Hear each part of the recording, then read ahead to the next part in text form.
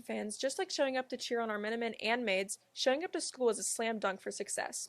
Did you know students with good attendance perform better in the classroom and beyond? In Lewis County schools, every minute matters, just like every play on the court. Whether you're hitting the books or hitting the game-winning shot, being present sets you up for victory. Parents, guardians, and students, let's make attendance a priority. Together, we can ensure every student in Lewis County schools is on a path to greatness. Remember, every minute matters. Go Minutemen!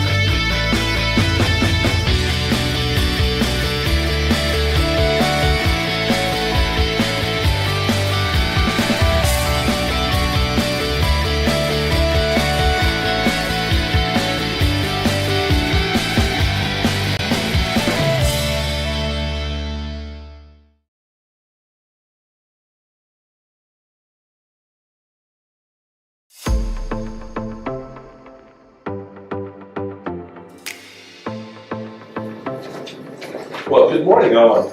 Nice of you to join us today. Missed out on anything important lately? No, it's all good. I can catch up later. No, every time you miss something important. Last week, I think this great tip on time management. It's really helping me out. Nathan, you and your perfect attendance. I'll be fine. I'll catch up. So here's the thing, Owen. Every day you miss, you lose out on progress, you miss out on instruction. And it's important that you're here physically, but it's even more important that you're here mentally. You just can't catch up. It's hard to catch up when you miss. Exactly. I remember a student that skipped a lot last year, and he was so far behind that he didn't get into the college he wanted. In fact, he was so far behind that he didn't know what he needed to make up to get into college. Wow.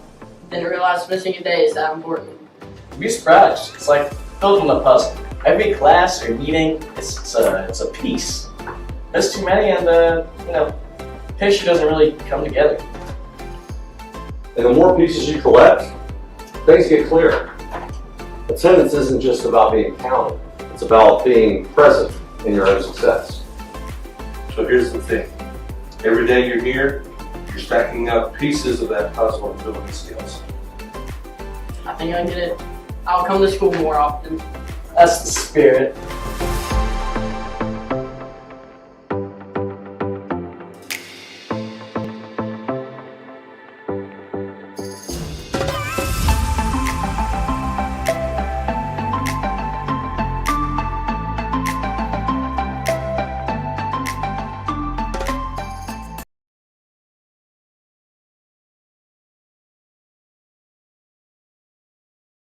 Every choice you make sends out ripples.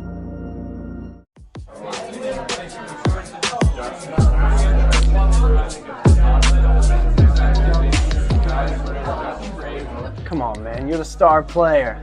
You're going to win the championship game anyway. What's a little drink gonna do? Let's go, guys. Get your head in the game.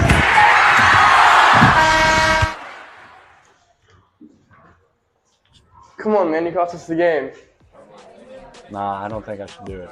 I got a game tomorrow and it can mess up how I play. Come on, man. Everybody's doing it. There's no way. Team on three. 1, 2, 3. Team! One small decision can change everything. What will your ripple be?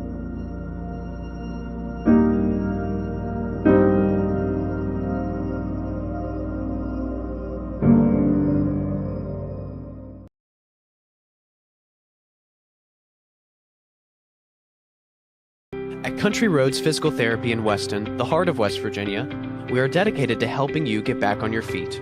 Whether recovering from an injury, managing chronic pain, or improving mobility, our caring team offers personalized treatment plans tailored to your needs. With a comfortable, welcoming atmosphere and a focus on compassionate care, we're here to guide you every step of the way. Country Roads Physical Therapy, where your road to recovery begins. This commercial is brought to you by LCHS.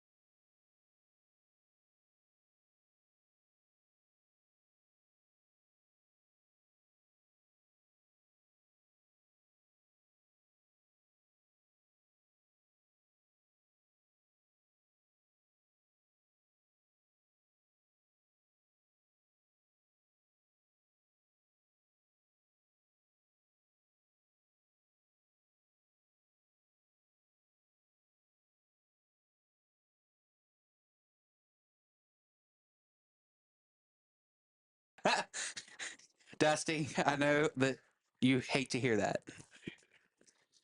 Good evening and welcome to our broadcast of tonight's season opener. We've got a Big Ten conference matchup between the RCB Eagles and the Lewis County Minutemen. We're glad to have you guys joining us tonight. I'm Zane Stewart, and alongside me, I'm Birdie Skinner. we've got a pretty solid matchup for you guys tonight. This is a repeat of the game that ended the Minutemen's season last year. This was your regional matchup at RCB, and it led to RCB going to the state playoffs, and Minutemen were at home. I want to clarify that you forgot somebody over here. I'm going to be bringing you some stat lines tonight, points, fouls, whatever it may be. And I'm Caden Smith. Yes, we go. I was looking at Brody, and then I kind of already had what I was going to say after that free fired. Well, we're used to a two-person commentary broadcast here, not a three-person. Definitely a little something new. Hopefully, we'll have a little bit more statistics coming at you now with that addition. Obviously, we don't have any statistics in terms of points per game, rebounds per game, anything per game, because this is your season opener. But Brody, how are you looking at this one? We lost a lot of seniors between last year's team and this year's team. How are some of the other Minutemen going to be able to step up? Well, I mean, I think tonight we have to find our identity as a team. Definitely new faces that are going to have to lead this team. I think we just have to play with confidence. I mean, I know that we lost this team twice last year, but there were two very close games that I think at some points in the game were winnable. So I think we just have to go out there and hustle and play our absolute hardest if we want to win this game. And I agree. A lot of loss, as I mentioned there before. It's going to be kind of curious to see who steps up to fill the roles of people like Manny Robinson, Ben Putnam, Maddox Gillespie. Who do you think tonight steps up to fill at least one of those roles? Well, I think when we look at last year, there's two returning starters from last year's varsity team, and Jesse Kemper and Lucas Mudisball. I think those two guys in the backcourt are really going to have to step up tonight. They're two really good guards, but main focus I think for us is just being able to play defense. If we can play defense and control the pace of this game, I think we'll do pretty good because Robert Seabird, they're a very fast team. They play up tempo, and we're sort of a team that likes to play slower. So I think if we at least try to control the tempo, I think we'll be a much better team tonight. Yeah, absolutely. Tempo is always a pretty crucial part of any game. And I really do think, as we're looking at last year, Jesse, in terms of scoring, Kemper was probably your fourth option, and Mudis Paul comes in as your fifth option in scoring. Those two are really going to have to step up and fill some big shoes tonight in terms of being able to get some stuff on the scoreboard. Looking to see how Heine can come up and hopefully put in some solid minutes here for us as our big man this year. If his rebounds are going to be a premium, we kind of have an undersized team this year. So going against RCB, which size is definitely not one of their weak points, they have several 6-footers. I think it's going to be vital tonight that Heine can get some rebounds, some points off the board, stuff like that. Caden, what's your early game thoughts? Honestly, like you said, size is not to our advantage tonight. I think we're going to struggle getting boards on both sides of the floor. We're really going to depend on Heine, like you mentioned. It's going to be important that we get boards and get second chance shots, really. Caden, I think we can both agree shooting from the perimeter is going to be a necessity tonight. Who do you think is going to be the guy that gets the green light to let her rip early on?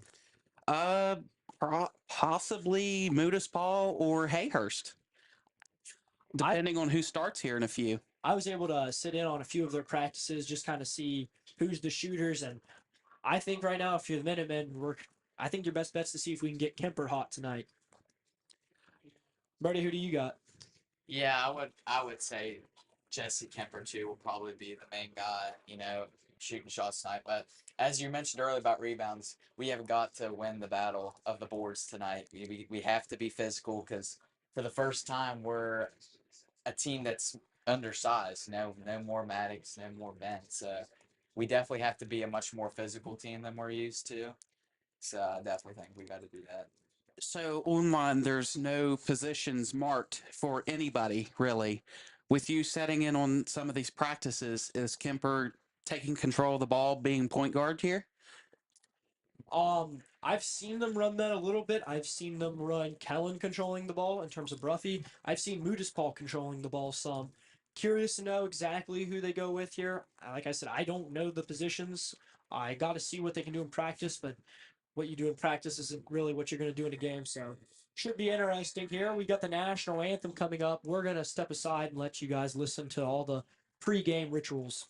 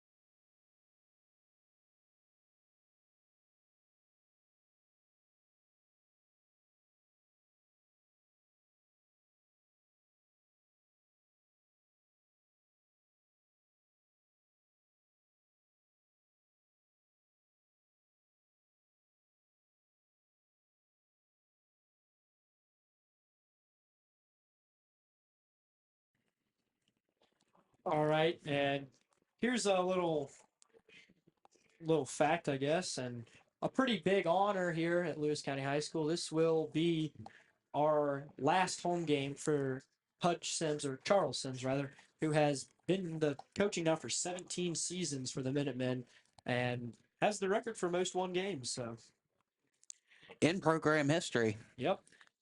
So a little bit of a special night for him too. I'd also like to point out that we got Grady Helmick running the computer and scoreboard and stuff for us that you see on screen. Got Miss Leslie White running the camera that you see currently. We'll get you another view closer to tip off.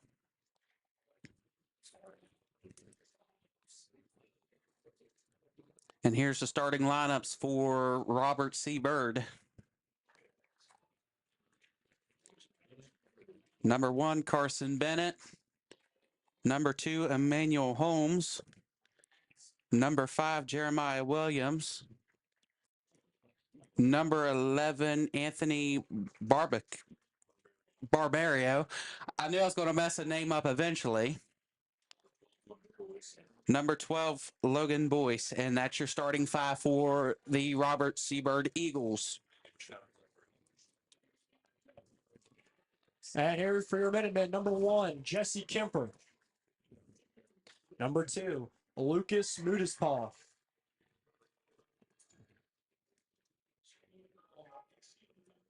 Number 3, Kyle Hayhurst. Number 10, Josiah Heine. And number 24, Caleb Picasso.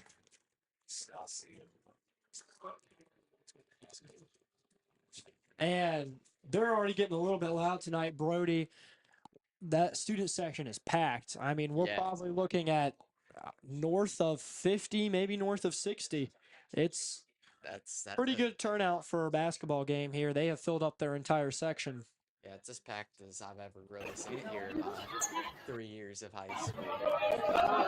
They were getting ready to start this game off.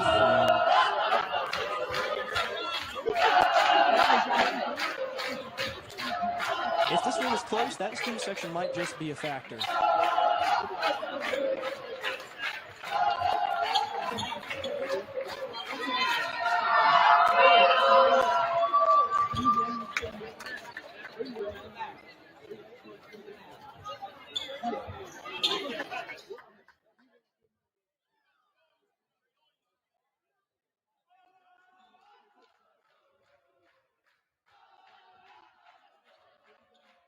We need unmuted now.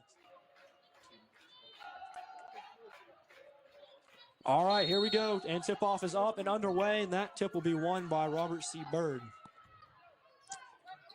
Interesting to see how these teams come out in both offensive and defensive.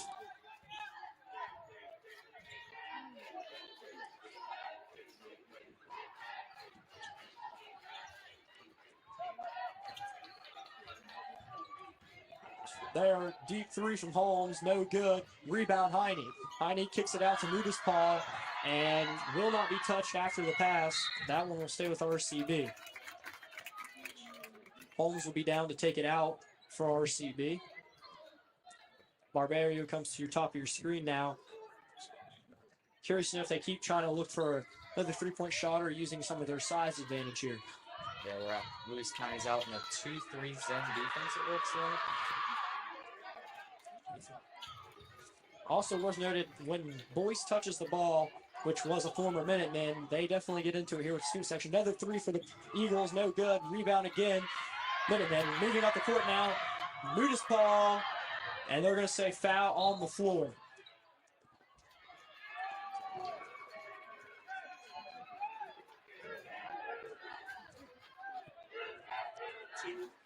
That's going to be on Holmes, his first. Kemper to take it out for the Minutemen. He's got Mudispaw at the basket, and that's not going to touch anything except apparently the hand of an RCB defender. Here he got blocked there by Barbario.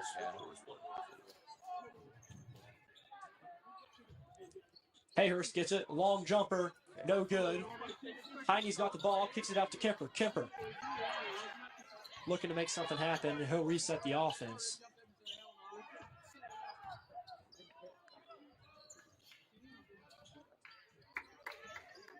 Good defense here by the Eagles. Moose Paul struggling with the ball there, but he'll find Kemper.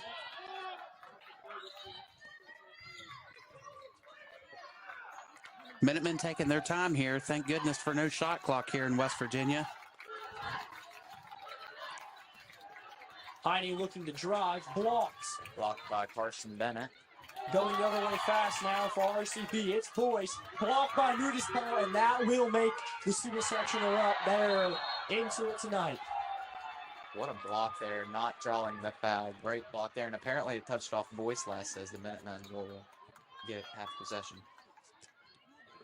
Kemper taking it up. Full court man-to-man look here from the Eagles.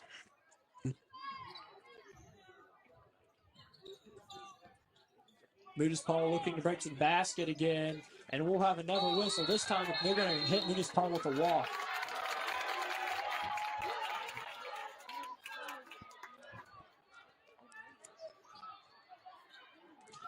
So, just because we had a little bit of stoppage there and had some extra time for letting one of the RCB members tie their shoes, I would be curious to watch and see if basketball ever comes up with a rule like for tying somebody's shoes. Because in wrestling, if you have to tie your shoes in the middle of that match, you get hit with a stalling.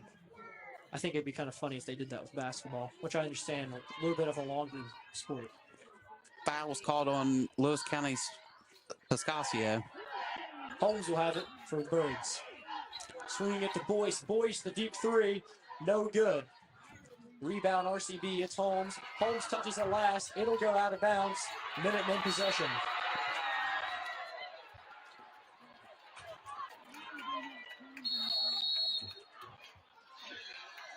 And is this a whole new five? RCB will completely rotate their whole five. As Dusty says, it's a hockey line change. And we now have number 3, Dickerson, number 0, Newsom, number, looking here, 23, Elijah Holmes, 15, Petrie, and there's your first turnover there.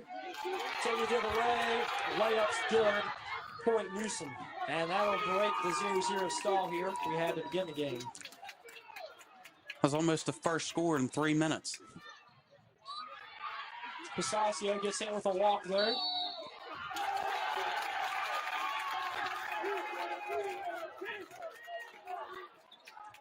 The last name I didn't read in from the new 5 is number 32, Floyd, which you'll see at the very right of your screen.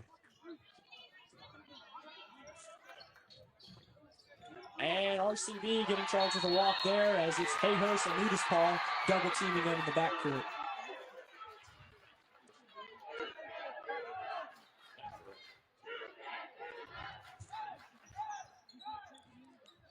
Kemper looking to set up the Minutemen offense once again.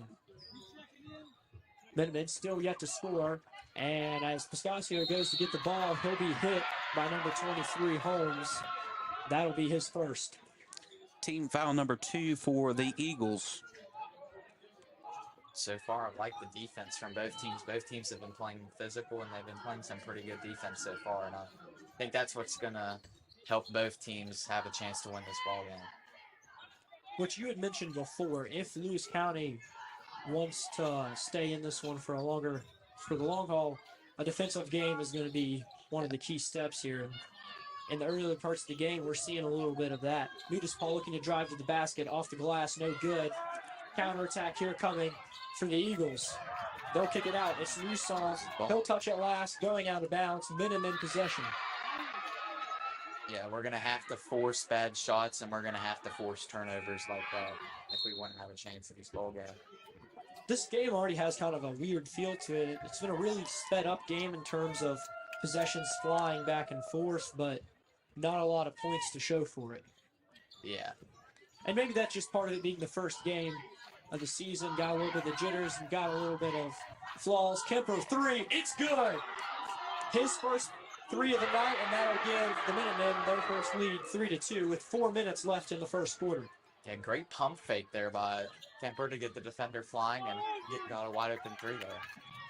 Another thing I'm liking is the press that Lewis County's bringing so far early on.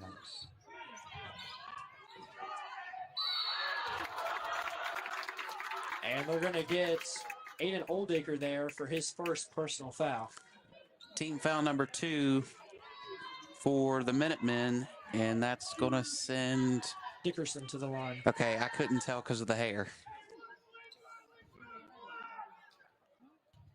Dickerson's first shot is good, and that'll tie our game at 3.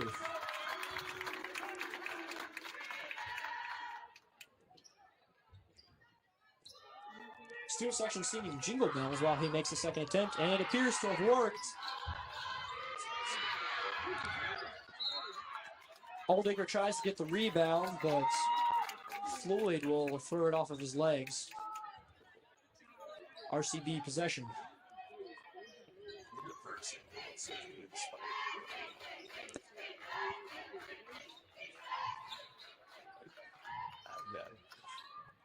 Pass there, looking for a 3. Great defense by Moose Ball. And back to Minutemen. Great way to close out there and force the tough shot there.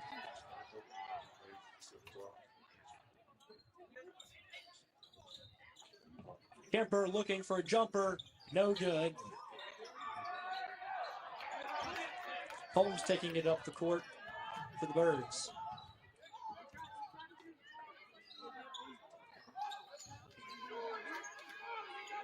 That one going over Holmes' head. He'll regain possession though, slinging it to Dickerson. He's got a 3. That'll give him 4 on the evening. Paul looking to drive to the basket. He'll pass it out to Heine. Heine resetting the offense. Oldacre pulls a 3. It's no good off the glass. Offensive rebound, Heine. Heine looking to take it himself. Layup, it's good. That's his first 2 of the evening.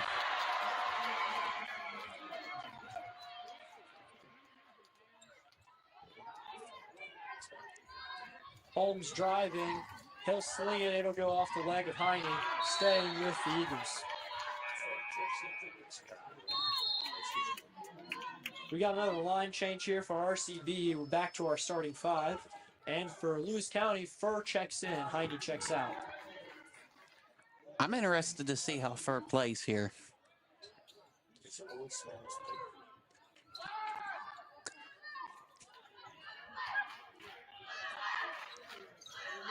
Well, Heine so far leading our team in rebounds. Fur's going to definitely need to step up and be able to grab some boards too. What were your thoughts there, Bertie, on some of the early performance and getting some boards there? That's a steal maybe, and then Holmes is able to retain possession. 3 there, no good. Rebound Fur. That's exactly what we needed there. Fur in a little bit of that right place at a right time kind of thing. But either way, he'll get his first board of the night. Double team trap, taken away. Holmes now looking to score for the Eagles, and 1.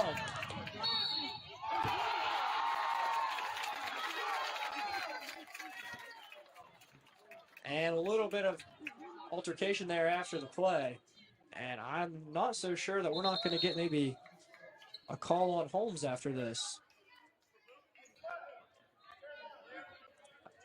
Ref went to the table holding up Holmes' number, and Holmes barked a little bit at Paul after that one.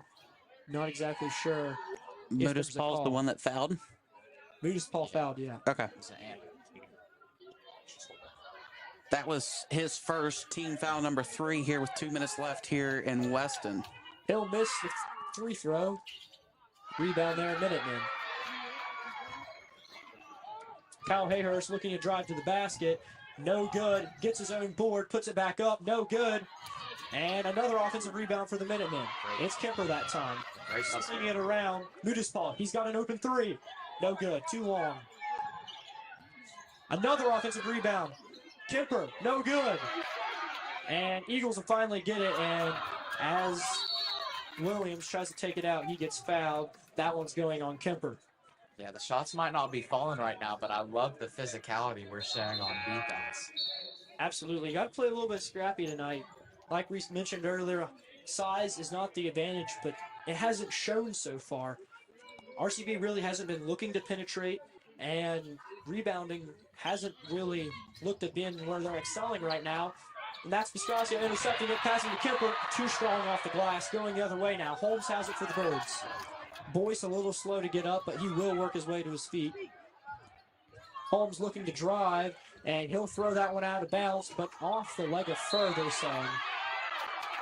And their head coach running out to the floor. I believe they're checking on Boyce.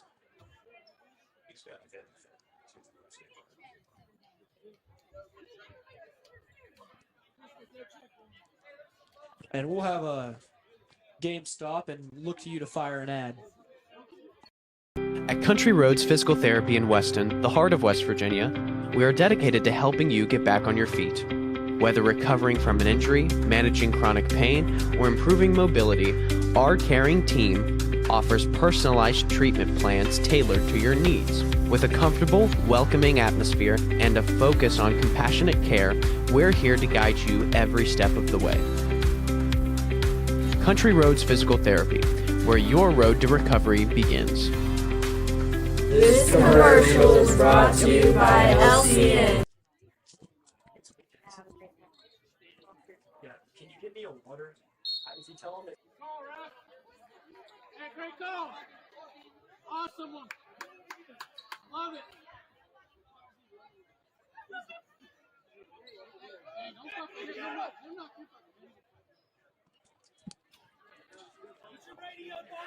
All right, well, we are back. We're going to have to keep an eye on Boyce there. Appears to have been hit in the head. Curious to know if they're going to try to go through a miniature concussion protocol while he's on the bench. Hopefully he's all right and can come back into tonight's contest. Barbario now with the ball for the Eagles. Barbario looking to drive, throws one up off the glass. What a move and finish there by Barbario. What a finish. Nice little finger roll there. You get that basket. Kemper looking to take it up the floor. He gets tripped up, and that's going to be Holmes. That's his second foul of the evening. Some early foul trouble for Holmes, and he'll look to go to the bench. Coming in for him is Newsom. That was to be expected. Well, RCB has a little bit more bench in terms of depth to go to, so foul trouble might not be a super big deal as long as we get in some too. Aldaker off the glass, no good. Looking to get a rebound, it's Kemper. He'll put it up himself, no good. Rebound on the floor. Who's coming away with it? We're going to have a jump ball here. I believe it's our possession. It is. It'll stay with the Minutemen there. Your score, 32 seconds left in the first quarter, 5-10, Eagles. Kemper looking to go somewhere. He's got Piscasio. Clock wasn't started there, I don't think. Little bit of delayed clock, and that's going to be another turnover. Possession is going to go to the Eagles. I don't believe Kemper and Aldaker were on the same page there. Just a little bit of miscommunication. Bruffy checking in, Kemper checking out.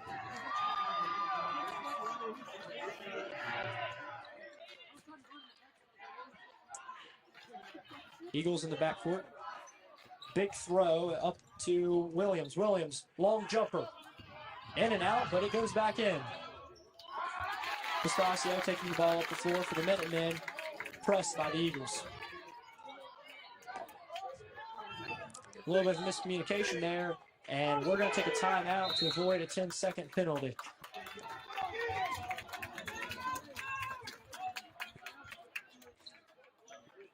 .9 on the clock here to end this quarter. Birdie, what's your call here?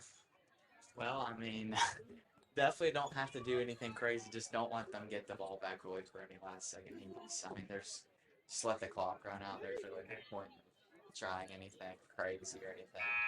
So assuming you can get the person you want open, who are you letting heave one up here, which realistically you're looking at close to a half-court shot? Yeah, well, it's really whoever gets the ball with less than a second back. If you even try to throw it up, just throw it up. Yeah.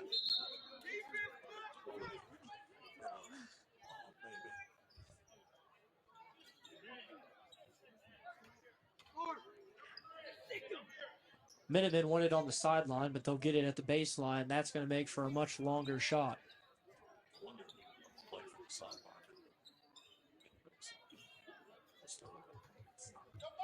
Big throw down from Hayhurst. Will not touch anybody. Will go out of bounds, and Eagles will have a shot at a heave if they want it. And nobody touched it, so they get the ball back under their own baseline. If they can draw up a play here, good chance to score one last bucket before the end of the quarter.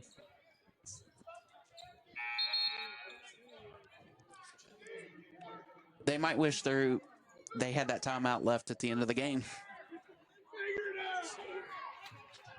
Heaving it up, no good. And your final score at the end of the first quarter will be 5-12 Eagles. Brody, what are some of your first quarter takeaways? Well, I think we played a really good defensive game. As I said, we definitely played a great defensive game. We rebounded well. We hustled. We played physical. I just think for us that just shots just weren't falling.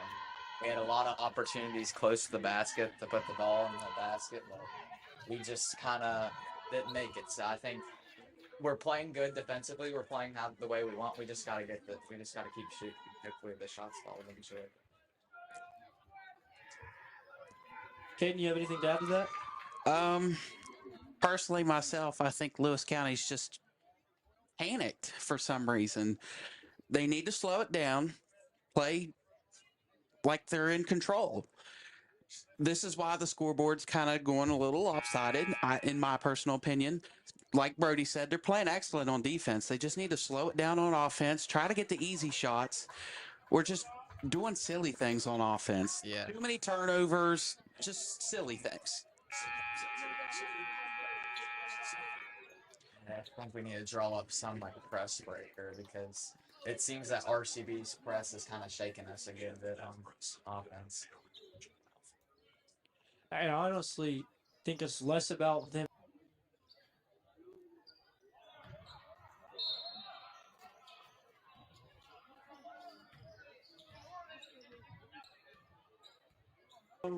What kind of adjustments they might make for that. 3, no good. Rebound, Kemper. Kemper lost his dribble and will give it right back to the Birds. I believe they're going to hit Piscasio on a kickball violation here. It's not soccer. Was that your British accent, Caden? Best of my abilities, yes. I'm going to clip that and put that in the senior video. You might have to talk to Kellen on that one. Barbario now for the Eagles. Newson slinging it back inside. Block Heine. Minutemen back with the ball. Big play there by Heine, keeping.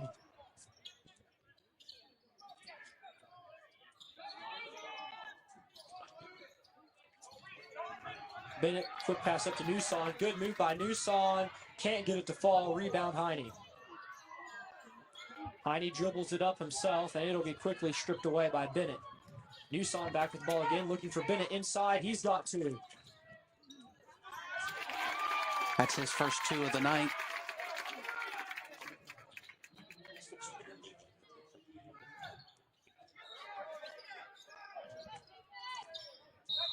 That'll be a travel and another possession here for the Eagles.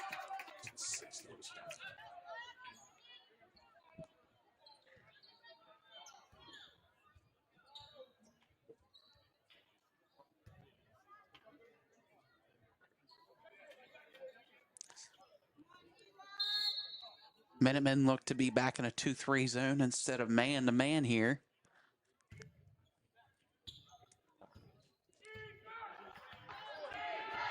Holmes slings it to Barbario, and they'll look to reset the offense. Close pass there, but Bennett comes away with it.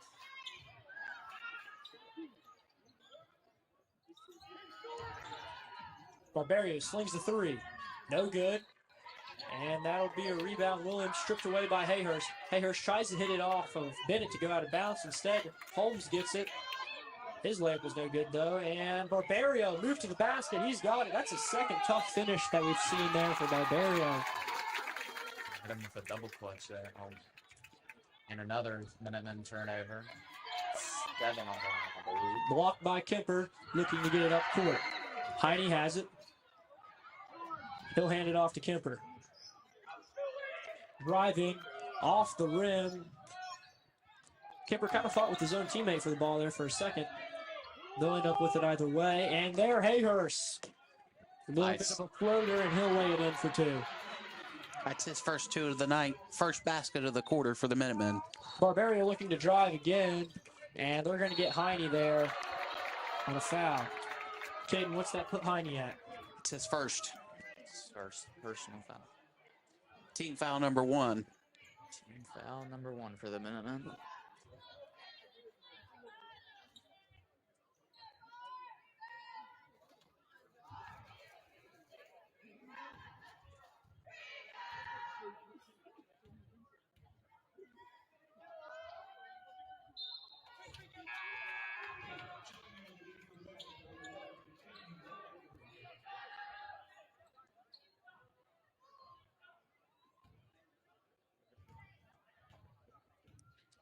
And Barbaria's shot is up and good.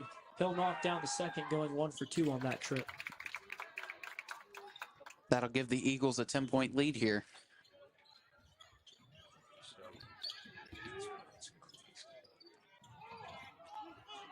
Holmes looking to take it, but it'll get knocked away. It doesn't matter because Dickerson comes away with it, and he'll do it himself.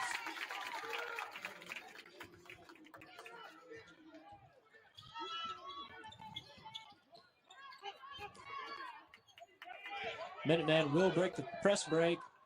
Paul takes a 3, and he'll get fouled going to the line and shoot 3. That one going on Holmes. That's his second of the game. That'll be team foul number 2.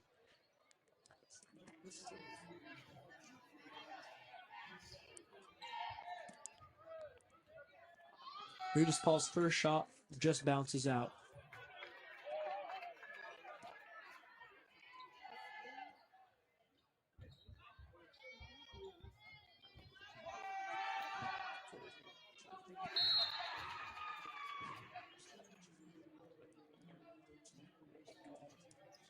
Both teams make substitutions now.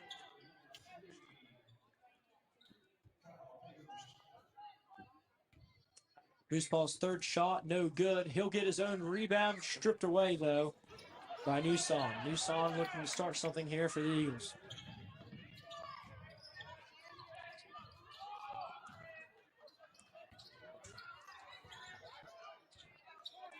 Bennett picking it back outside. The 3.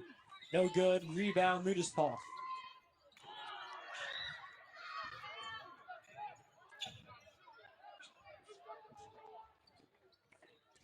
Paul gets that one stripped away from him. Eagles back in control.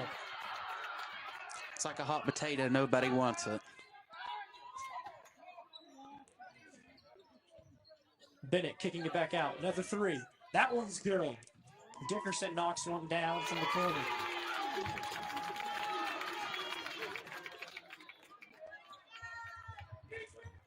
That's his second 3 of the game. Oldacre, he'll try his own. No good. Rebound Heine. His shot, no good. Rebound Kemper from the line. Can't get it to fall. Another rebound Kemper. Looking to finish at the glass. That one's blocked. RCB touches it last. Ball will stay with the Minutemen, and we've got more substitutions here for the Eagles. Coming in is number 54, 32, and 15. That's Hendricks, Floyd, and Petrie. I'd like to point out that Dickerson has 9 of the 22 points for Bird tonight so far.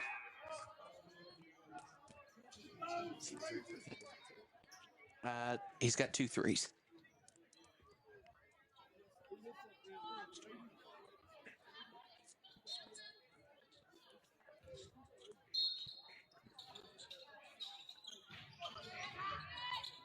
They're going to say Heine steps out there, and Eagles will get possession. Brady, how do you think these turnovers are going to end up?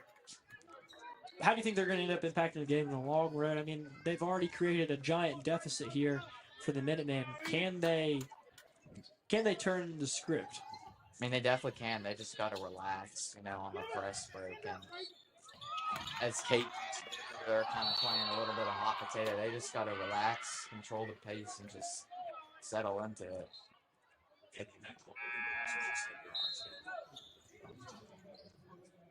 Yeah. If there's one thing I know about RCB, it's that you can't let them control the tempo, or with really any team, it can get ugly.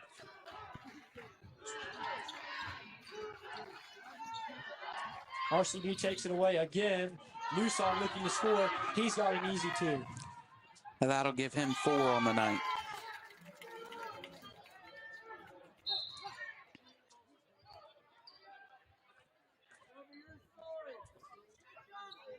And that will be Floyd picking up a personal foul there. And Kemper is now coming to bring it out. Did he have 32 or 33? 32. Okay. It just looked like 33 to me. That's his 33 first. on the court. Okay. That's his first then. Team foul number 2 for the Eagles. Rebound there for Hendricks. He's passing it up to Newsom, who's getting trapped. Big pass down. Drive. And they're going to get him on a charge. Piscasio takes one. That charge will be on Stevens. That'll be his first team foul number 3 for the Eagles with under 3 minutes to go here in the first half from Weston.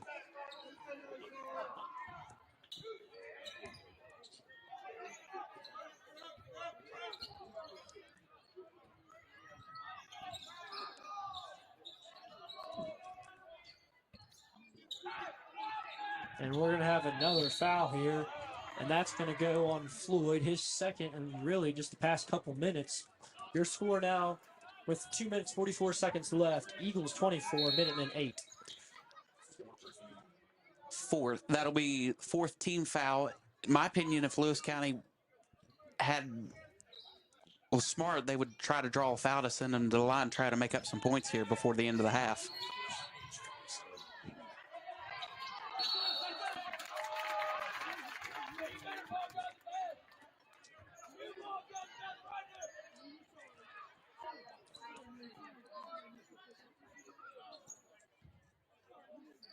Hayhurst is coming out. He's got blood, I believe a nosebleed, and Bruffy will sub in for him.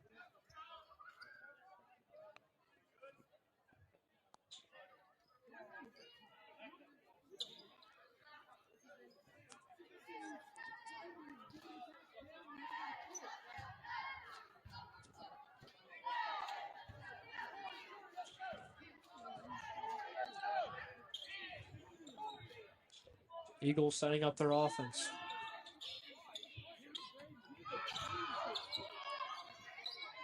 Petrie looking to drive, sends it over to Max Kendricks. Kendricks finishes it.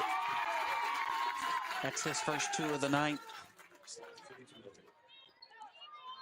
Ball movement beats defense. Baseline drive.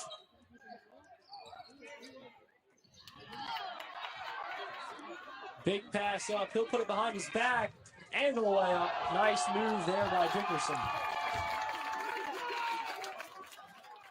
That'll give him 11 on the night. Yep, number 3, Riley Dickerson, has 11 of the 28 points for Robert Seabird tonight. Looking like a pretty good stat line to me. He's had a great first half. Bruffy fires the 3. It's good. And that's the first bucket for the Minutemen in a long time with 1 minute, 25 seconds left to the half. Bruffy trying to close the gap here. They get some momentum Big back. pass. Piscasio intercepts it. Looking to drive. Kicks it to Kemper. Kemper gets an easy 2. 5 points in the past 10 seconds here for the Minutemen. Dickerson has it. Pressure by Piscasio, and they're going to hit him with a double dribble. A turnover for the Eagles, and that's got the student section right back into it. I mean, just fantastic defense by Caleb Cascasio. Yeah, looking really good now. I mean, credit Kellen Murphy for hitting that three. It might be a little late in the second quarter, but it's looking like we finally got some momentum back.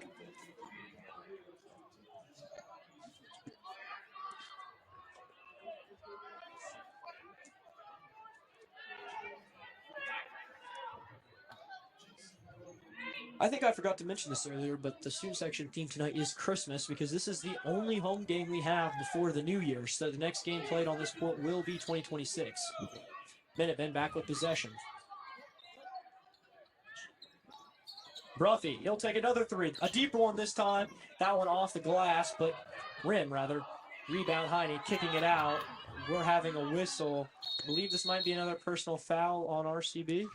Either way, we're going to go to the foul line. That's going to be on It's going on number 5, Williams. That'll be his first. That'll send Heine to the free throw line for, is it one and one or two? They go straight to double bonus now with high school basketball, which I'm personally a fan of. So Heine will have 2 shots even if he misses the first. The rules are so different across the levels of basketball. Yeah, which really they've all come to almost the same conclusion except for men's college basketball. They just like to be different, I guess.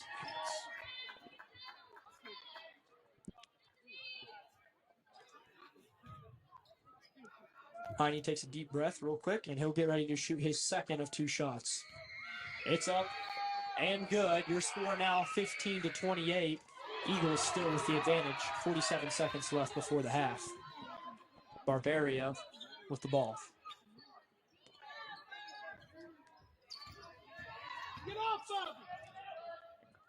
Williams looking to take a shot. No good. Rebound. Hayhurst looking the other way. 34 on the clock. Hayhurst almost loses possession, but instead draws the foul. He'll shoot 2. This one's going on number 10, Caleb Stevens. That's his second. That'll be team foul number 6, which will send Hayhurst to the line for 2. Now, I might be biased as a Seattle fan, but I do really love the Eagles jerseys. I say biased because I'm a Seattle fan with blue and green, but I think the blue, green, and black work well together.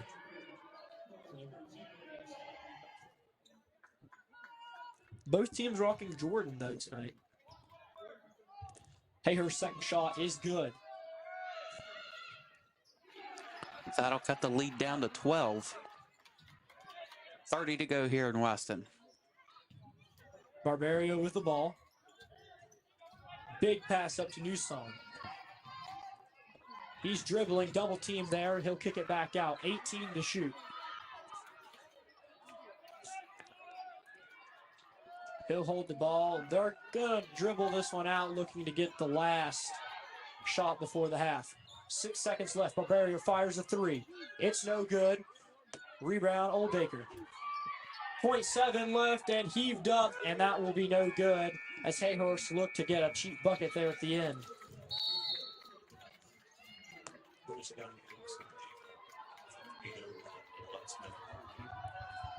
Well, Minutemen were down 8-28, but they end the half with 16-28 after going on an 8-0 run the last minute and 30 of the half. Huge for them to try to stay in the game. They needed that. Really crucial timing right there for the Minutemen, and that kind of run really keeps them in this game and gives a lot of positive outlook. I guess that's a word you can use, positive outlook going into halftime in the locker room.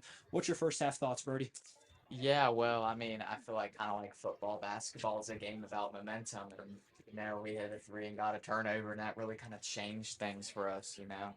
We really played well. I think the shots finally fell. You know, we had plenty of great looks. It's just kind of been about the shots falling, and finally they fell for us. I think we ended off that first half on a positive note, and hopefully that can translate and carry over to the second half. So I think the story of the half, really, 2 stories for the Minutemen have been their ability to create turnovers on defense, I mean, has been huge so far tonight. And the fact they're not getting outsized on the glass and rebounds, I mean, really at all. You've looked Piscasio has had several rebounds. Heine has had several rebounds. Kemper has had several rebounds. They have been scrapping, fighting to get to the ball. Getting the stats now, Kemper and Heine both tied at 6 rebounds in the first half. I mean, that's huge. That plays a huge role in all of this. And I think the story for RCB is they've just been the better shooting team. They got to the glass and finished. That's not something that the Minutemen have really been able to say in this first half. They've been able to create a few more open looks, and they've been able to capitalize on them. The 3 ball has been there from time to time from Lewis. I can't confidently say that it's to the point where we could rely on it. But curious to know where the second half goes. Also, shout out to Jackson Koger for bringing me a water. Caden, what's your thoughts? Lewis County just needs to really calm down and play Lewis County basketball. Like I said, after the first quarter, nobody on the Lewis County side's really in foul trouble. Everybody has one apiece that has fouled. Lewis County used a timeout at the end of the first quarter, which is to note, I think. Personally, I think if Lewis County played like they did toward the end of the second quarter, with the run that we had, the tables could turn and it could be a closer game toward the end of the third quarter going into the fourth, just in my opinion. I'd like to note that Dickerson had 11 of the 28 points for Bird in this one so far. Really with 4 of the 5 starters having a basket in this one, with the exclusion of Logan Boyce. Have we checked in on that? Yeah, so I've been monitoring him. He's been keeping ice and drinking a lot of fluids. His mom has been kind of helping him out. He went to the locker room with the team but needed help getting there. Yeah, now looking at him, he has changed into streetwear. He's took off his basketball shoes. He's back into his normal attire. I don't look for him to be back at all. I think that was all we're going to see of him, which, as much as the student section likes to meddle him, I think even they'll be sad that he's gone. It's in the same way on Lewis County end, 4 of the starters have a basket, with the exclusion of Piscasio. I mean, that one's a tough one to say or pronounce, and I struggle with names sometimes, if you haven't learned that over the course of 3 years. Yeah, I think I butchered it a couple times as well. With that being said, we're going to give you guys a few ad breaks, and we'll be back for second half action. We'll send it over.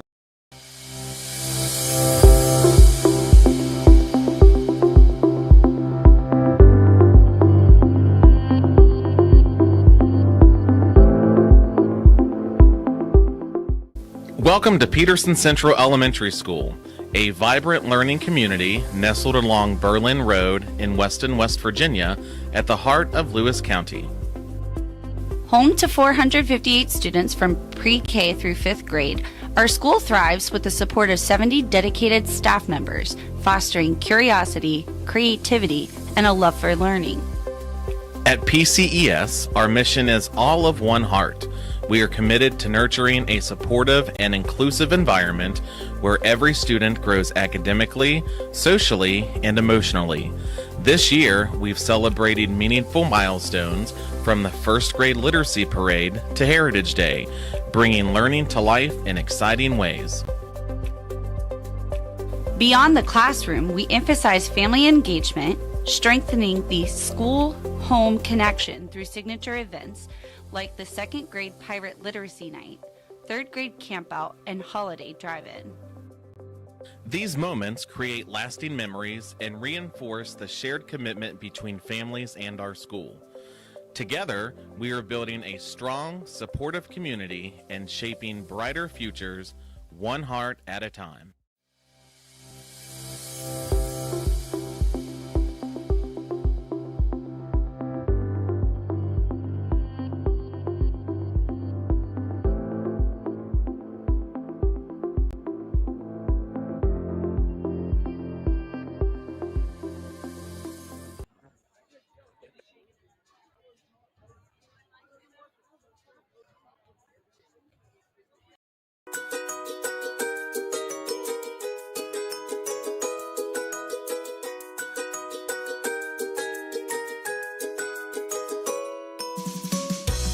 Welcome to Jane Lew Elementary School in the heart of Jane Lew, West Virginia.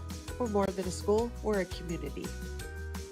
With 40 devoted staff and 260 bright learners from pre-K to 5th grade, our mission is clear, guiding students to achieve their goals and follow their dreams. From raising test scores to writing awards and iReady growth, our students shine every day.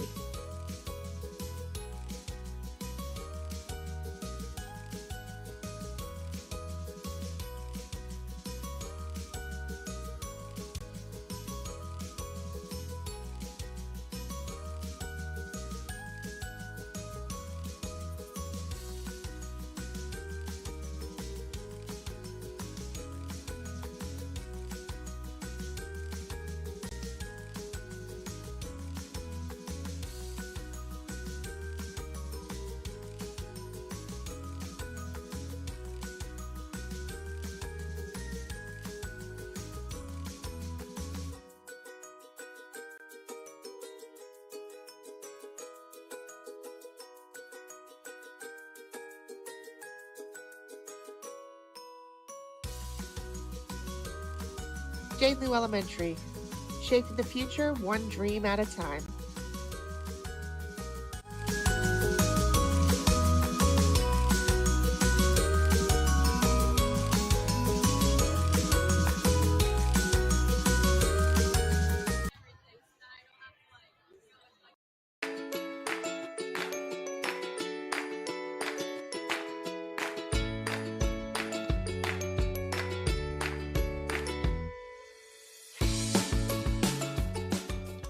Welcome to Leading Creek Elementary School, home of the Golden Eagles. Nestled on the banks of Leading Creek on the county line of Lewis and Gilmer counties in wild and wonderful West Virginia. Here in our rural elementary school, every face is familiar, every voice is heard, every child matters, and relationships last a lifetime. With 25 dedicated staff members and 120 students from pre-K to 5th grade, our school gives us unique opportunities to build family and community. Our small class sizes mean individualized attention, where teachers truly understand each child's unique strengths and challenges. Our students don't just learn together, they grow together. Education here isn't just about textbooks. It's about teamwork, mentorship, and a sense of belonging. Our students grow daily and excel academically, receiving honors at academic competitions in math, spelling, writing, and literature. Our teachers have also been awarded for their excellence in teaching, receiving Lewis County Teacher of the Year and West Virginia Environmental Teacher of the Year. Leading Creek Elementary, where the Golden Eagles soar.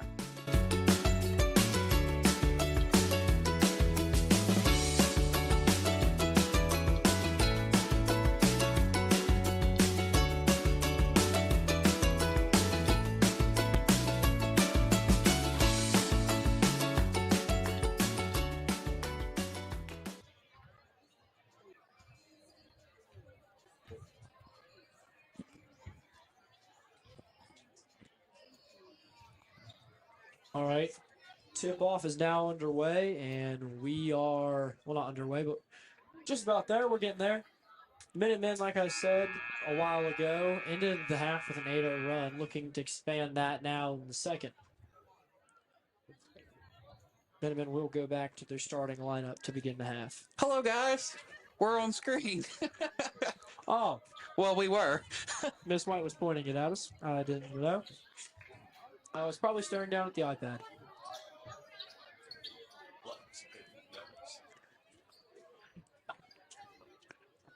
Minutemen will start with possession. Hayhurst to take it out.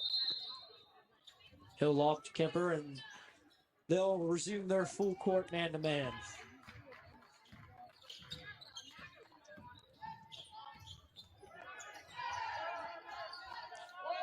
Kemper thought about a three. Instead, looks inside from Scasio. He's got two.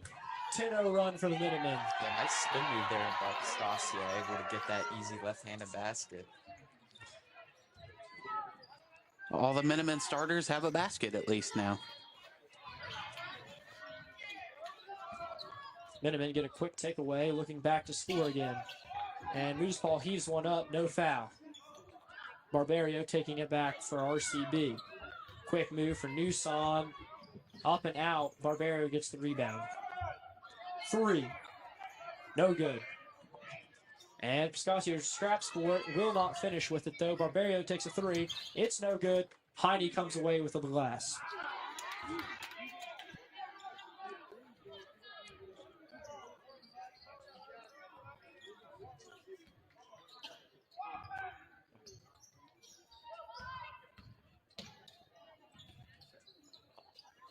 Piscasio looking to get that one stripped from him, but he'll stay on it to at least get the jump ball.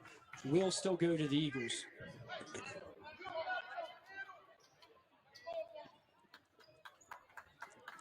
Hey, if you're watching us instead of WVU Women's, they're up 45-28 over Georgia Tech.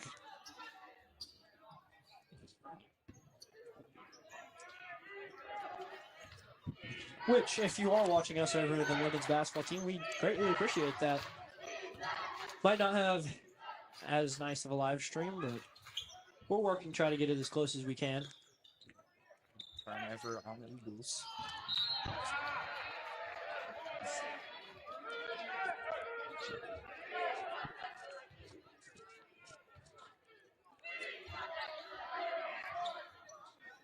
Full court pressure will not end there for the Eagles.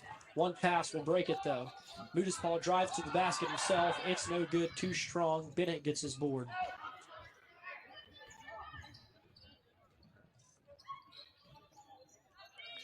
Minutemen back in a 2-3 zone here.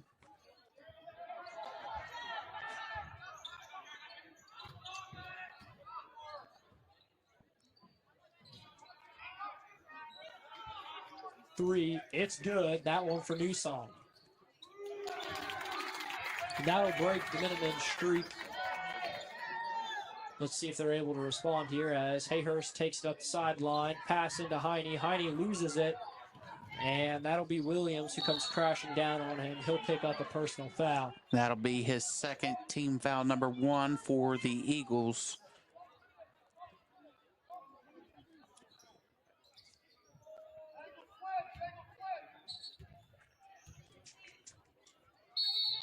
And I believe we might be getting a technical here.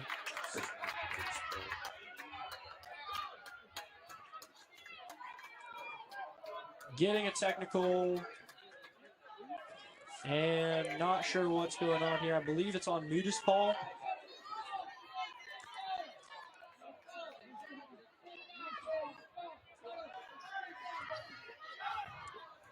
That'll send Newsom to the line for 2 shots.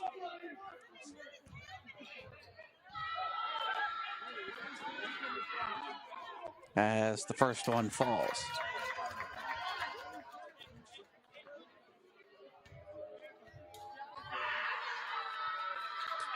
Second shot, no good there.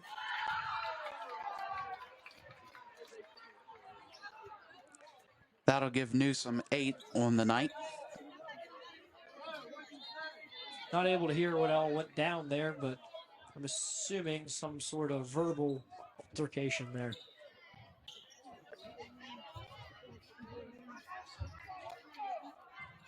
Bennett looking good to go inside. He'll attack the glass. No good. Rebound, Oldacre.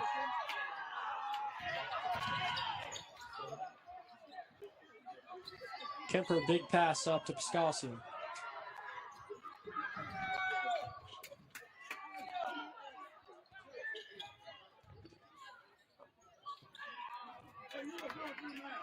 And Newsom trying to take it from north to south. No good. He will have a whistle, though, as Holmes had the rebound and put back. That's going on 24, Piscasio. That'll be his second personal team foul, number 1 for the Minutemen. This will be Holmes' first set of free throws on the night.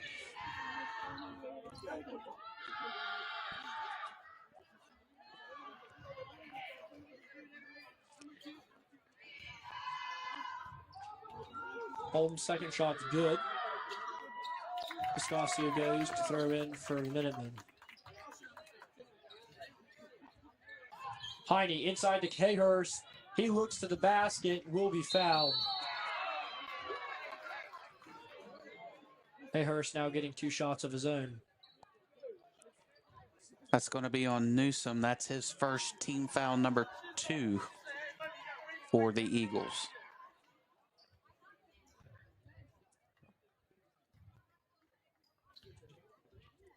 Hayhurst's first shot's no good.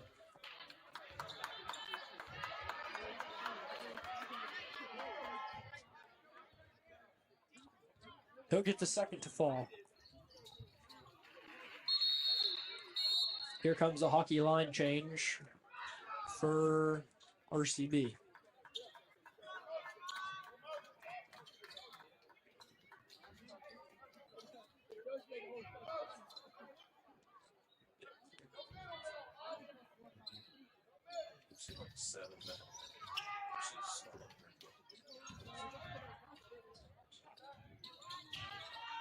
Kemper almost strips it away. Instead, it'll be passed around off the glass. Petrie banks him the 3. That's his first set of points on the night. Nice steal for Cooper Finley. Floyd takes it himself, and that's another 2 for the Eagles. Your score 38-19. Kemper helps break the press. Now in the hands of Heine. Piscasio gets hit with a walk there. And it'll go to the Eagles as we've got a timeout. That'll be the Minutemen's second timeout of this game. Any thoughts, Zane? I think this half's got really out of control for the Minutemen really fast. They came right out of it and scored a quick bucket, and since then it's been hard to come by in terms of points. Only 3 Minutemen points in 4 minutes here. A basket from dang it! Piscasio, and a free throw from Hayhurst. Brody, you got anything? I just think we just gotta, calm down, as you guys have been mentioning. I think we're just letting them get in our heads a little bit too much, and a lot in sports is the mental side of the game, and we've really kind of shown that we've let them get into our heads, and because of that, I think it's kind of let RCB start to go on a pretty good run here in the second half. Cheers for the fans.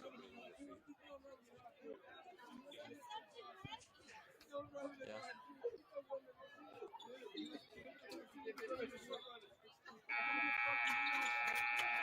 On screen now is the 6th man on the floor, the cheerleaders. Who they led by there, Zane? Oh, give me a second.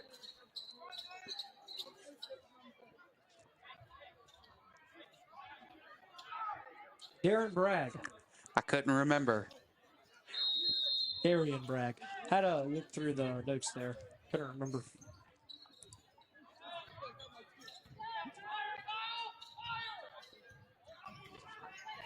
Petrie had a 3 instead. Looks to the basket. Crowd there wanted a walk.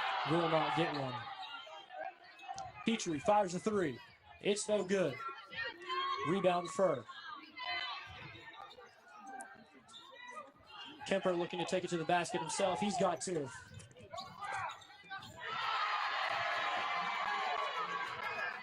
Big pass up to Floyd.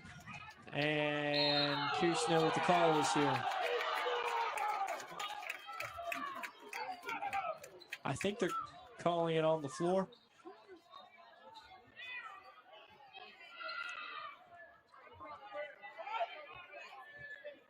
They are calling the foul on the floor. And what Minutemen are they going to get?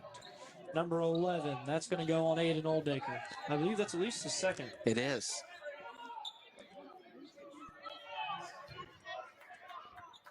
Kicking it to Holmes. Holmes 3. He's got it. That's his second of the night, hitting it from the corner.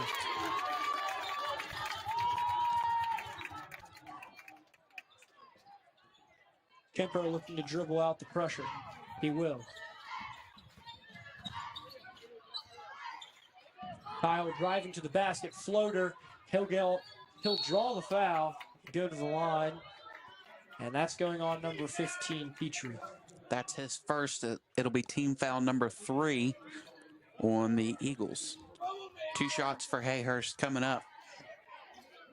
It'll be his second series of free throws in the quarter as the first one goes down. Down the first.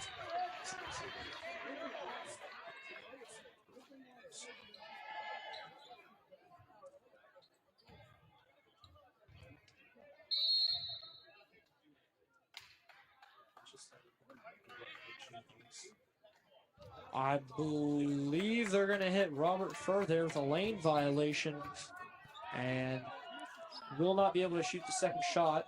Eagles will have it.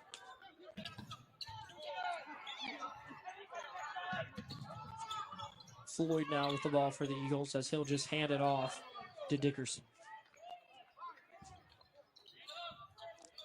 I know JP Allkire is going to be down there complaining.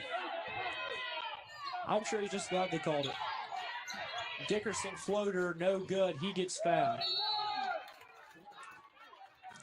That's going to be on Oldacre. That's his third.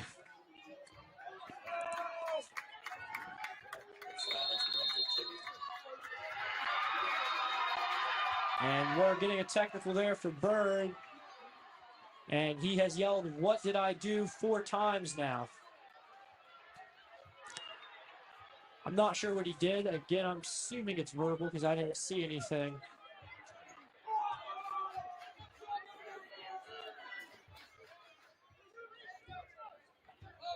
Now, are we going to get the shooting fouls down here, or are we going to get the technicals?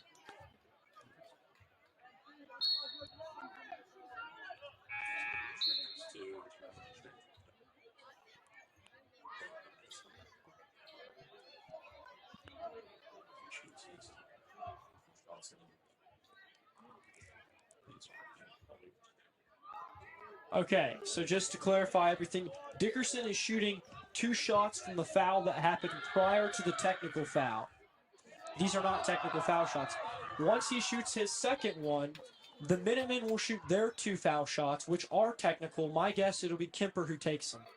And then, after all of that, the Minutemen will end on the ball with the ball, no matter the rebound, because, again, technical.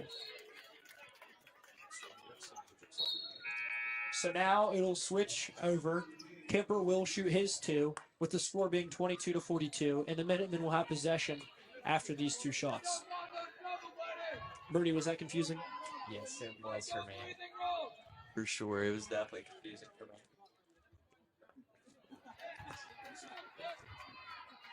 I thought that's the way that was going to happen, but the way everybody was on the floor, it was just confusing. Yeah, that made everybody hang there.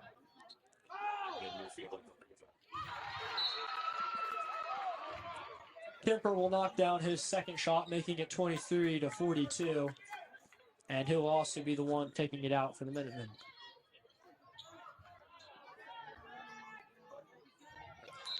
So, interesting enough, because they called that bucket there for Kemper. Anyways, because they called that technical on Holmes, it is now Holmes and Moody's Paul both having a technical, which is the both of the number 2 for each team. Holmes, the other Holmes, Elijah Holmes, take it to the basket. He'll be fouled.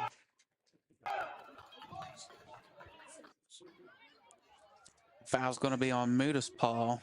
That's going to be his second. Well, third, 1 technical.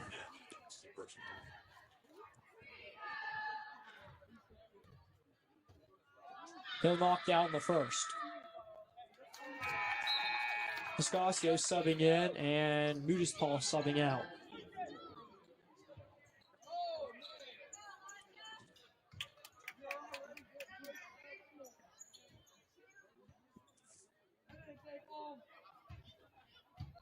Holmes' second shot is up. No good. Rebound for RCB. And I think he'll get fouled on the putback. Are we going to have more foul shots? Yes, we are. Ladies and gentlemen, foul shots, the most entertaining part of basketball.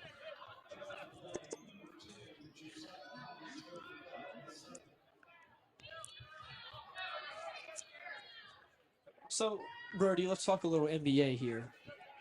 How fair is it to add in all of the foul shots that players accumulate into like their points per game? Should there be a separate you have your points per game, but then you have, I don't know, let's say floor points per game, true points per game, whatever you want to call it. Another category which removes the foul shots to analyze what players are able to do without getting to the line. Yeah, I mean, I guess I could see how that works, but I think a lot, in the NBA, you got guys like Giannis, SGA and Luka, those guys. I feel like as defenders, you kind of have to foul them, and that's why they shoot so many free throws, is because you can't really guard them. So I think it definitely should still count as points, but be interesting. So, do you think it's fair to call somebody your free throw merchant, or is that just part of being a good player? I think it's part of being a good player, in my opinion. I mean, it's different when you kind of like sell out the fouls all the time, but I think at the end of the day, it does take skill to the foul line to go to the foul line. I think because.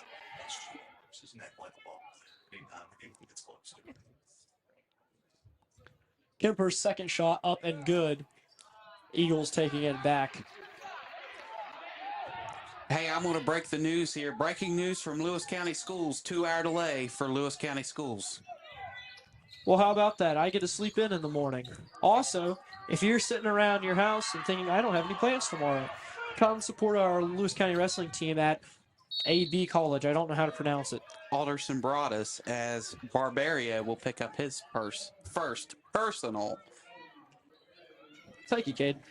I personally won't be wrestling tomorrow, but many of our Minutemen athletes will. And maids play at 2:30. They play Wheeling Central Catholic at RCB, in case that wasn't confusing. Hey, this is Kemper's third trip to the free throw line in the third quarter here. Well, if he can knock him down, it'll really help out his stats. And he will miss that one. Who are they going to call it off the handoff? They'll call it off of Hayhurst. Well, he's 50% from the free throw line in this quarter alone. Well, all game, really.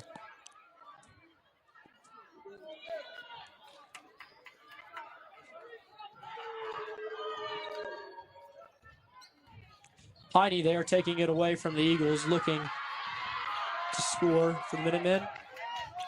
Kemper pulls it up. 3. It's no good. Rebound Bennett.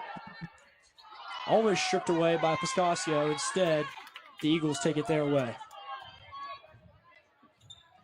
Big pass there. Looked a little bit like a Hail Mary. Swinging it. It's Petrie. No good. Not sure it touches anything. That goes out of bounds. It'll be Minutemen possession.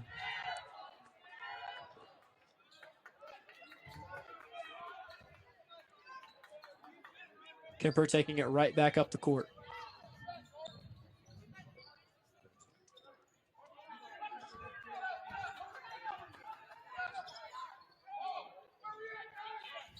Kemper looking to drive.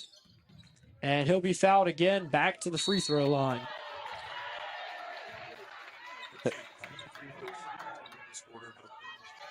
Hold on. That'll be Petrie's third personal. Just to clarify, the reason Caden said, hold on, is because he was asked a question. I know you guys don't always pick that up, and so it sometimes sounds weird when we're responding to a question Dusty has, but we promise Caden is not seeing ghosts that we know of. Kemper's free throw attempt is up and good. He'll knock down his first. At least 12 trips to the line, both teams combined. How many of those are Kemper? 4. Kemper's second shot's good. He goes 2 for 2 on that trip.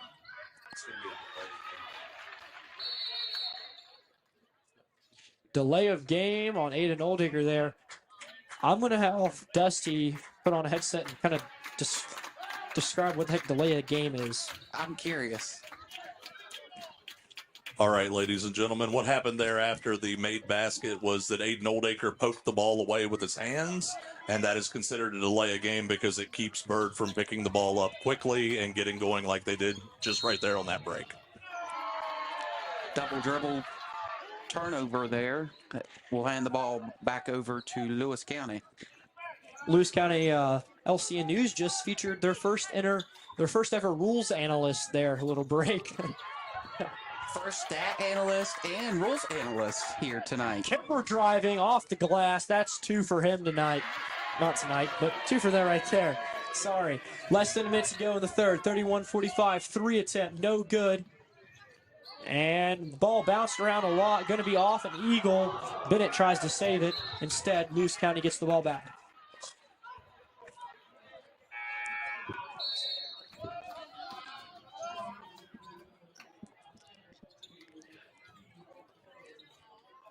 How many points are we looking at for Kemper tonight, Caden? 11. I just counted it because I know he's going to ask. At least in this quarter. Wait, so 11 in the quarter or 11 for the game? Nice pass by Kemper to Piscasio. And curious if they're getting him on a shooting foul or if they're going to hit Piscasio with a charge. And it will be a charge. Eagles ball. That'll be his third personal, so that should be double bonus. Not on offensive fouls. Okay. Not on offensive fouls, so it won't send Bird to the free throw line.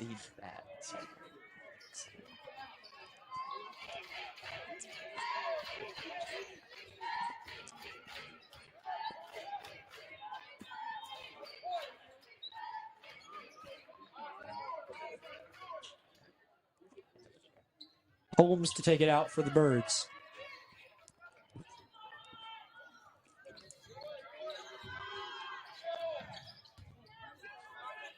And that's the other Holmes driving to the basket and drawing the foul. I believe this one's going on firm. That drive started and ended with Holmes, just not the same one. That'll be first personal. So, Caden and Brody, whoever wants to give their insight on this, and all of the Big Ten schools, there's a little we'll use the term banner. I was going to say flag. We'll use banner.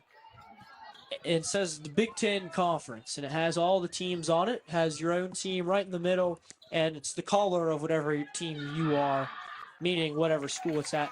How long do you guys think, in years, will it take before they get one that doesn't say Liberty on it? I don't know, to be honest with you. And that's another thing that's kind of worked in RCB's favor is that with the Liberty consolidation, some of those kids came over to RCB and have contributed in a good amount of sports. Yeah, it's interesting to see a lot of the Liberty athletes split up based off of what school was good at the sport they played. For instance, a lot of the Liberty runners went to Lincoln because that's the better running school in Harrison County, excluding Bridgeport. Hey, I just want to point out that the last 5 points from both teams have been made on free throws. Thank you, Caden. But anyways, what I was getting at is just a lot of the basketball players would have came here to RCB just because RCB is the better basketball school in the area as opposed to some school like Lincoln. And we've got whistles and I believe maybe another personal technical foul. They're going to hit Dickerson with a technical foul. RCB's second technical.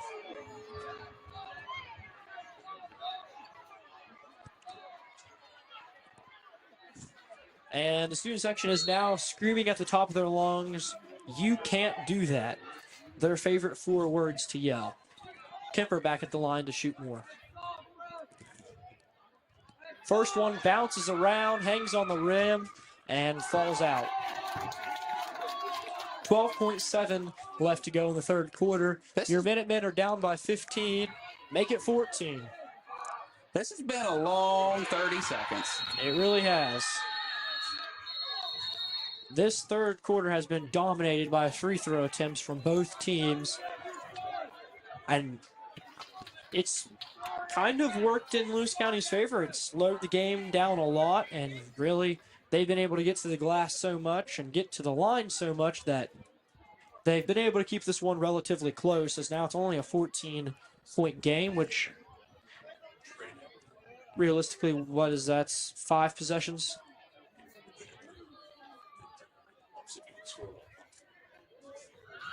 I believe that was timeout from RCB. Yep, full timeout from RCB. And we have Mr. Ian Thaley drawing up a play here. I can see it from here. Not going to tell you guys what it is, because that would be cheating. Not that I think you guys have insight in terms of being able to tell the other teams right now. Oh, yeah. Just realized that I can also see what the RCB coach is drawing on their board. So,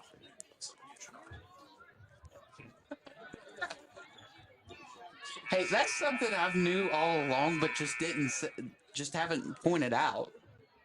you know, I just usually don't look in their huddles, but maybe I'm going to start doing it. Kemper's had a heck of a third quarter. I just want to say that before we go into the fourth. 12.7 left to go. Bruffy receives the inbound pass. 10 to shoot. It's Kemper. He's driving. It'll stop. Piscasio has it. Kellen Bruffy, large three from the Hope Gas logo. Big time three from the Hope Gas logo. It's Bruffy. This place is ecstatic. We want Bruffy. Man, I might put that guy on a t-shirt. That was heroic. Holy cow, that was a way to end the third quarter there. And they're all up on their feet. We have an 11-point game here going into the last 8 minutes of play. Lewis County outscores RCB 21-20 in that quarter. Maybe that was the spark there with the late three from Kellen Bruffy that the Minutemen needed there. They have to be able to turn that momentum into points, though, in this quarter. We've seen at halftime, they went in with that 8-0 run. They came back out. They turned it into a 10-0 run. And then it kind of just slowed down, kind of drifted, a few turnovers, a few big plays. The Eagles are now up by 5 more than they were going into the break. And so, for the Minutemen, not that.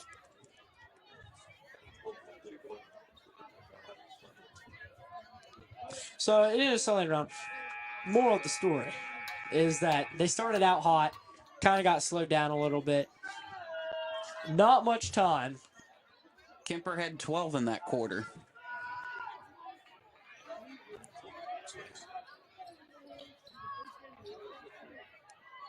Student section's trying to communicate with me. I believe they're asking if I had a video of that shot, and I nodded yes, because, I mean, believe it or not, this entire thing's on video.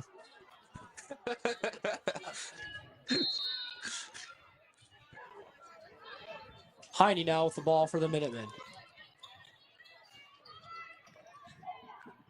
Piscasio looking to go inside, and they're going to hit him on a travel. Stuff like that can really kill the momentum for a team. Yeah.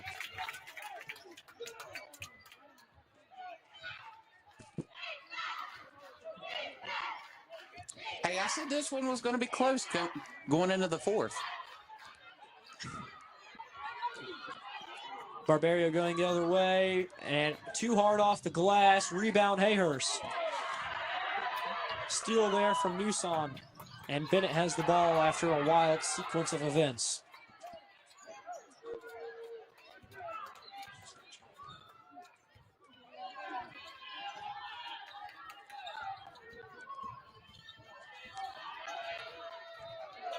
Holmes looking underneath to Bennett. Bennett lays it in for 2. Great pass there by Holmes there to get the ball to Bennett. Pretty nice basket. Mudis Paul tries to go north to south, gets fouled hard going to the rim, and takes a second to get up, but he's looking to be all right. That's going to be his third.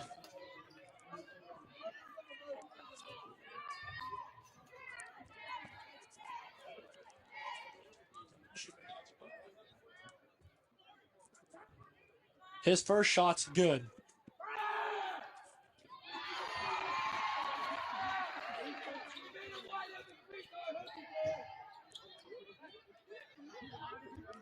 Second shot from Mudis Paul's good. 39-50 now. 7:07 to go. If you're Bird, you're going to want to play slow it down offense here. Pass almost goes over the head of Barbario. Stripped away by Hayhurst. And we have a fight breaking out a little bit. And breaking up. Don't think we're getting a technical this time. Fan came on the court. And she's probably going to end up getting escorted out by Lefevre. Or maybe Deputy Hunter Lips will get his time to shine. And she'll go out on her own, so that's good.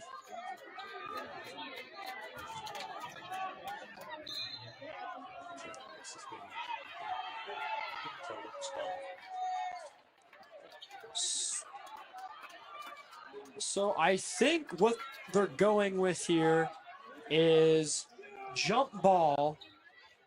Possession arrow was to the Eagles, and they're about, yep, it was possession because they just switched the possession arrow. So that's what it was. Has the student section on their feet, though, which they've been all night. Credit to them for sticking in it.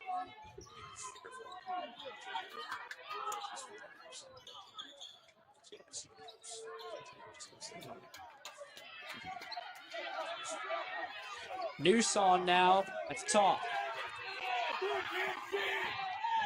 Shot, Dickerson. He's got the three.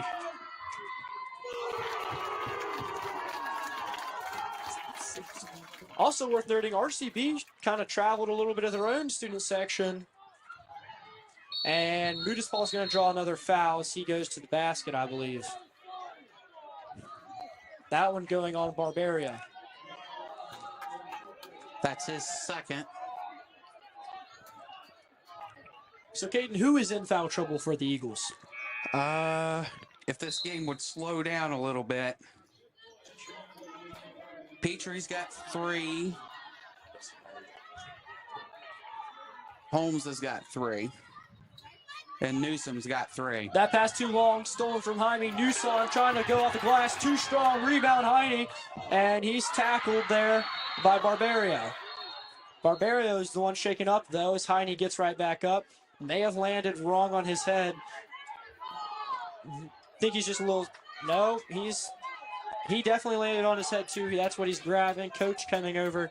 Really hate to see 2 players go down with what's looking to be a head injury. He'll work his way to sitting up.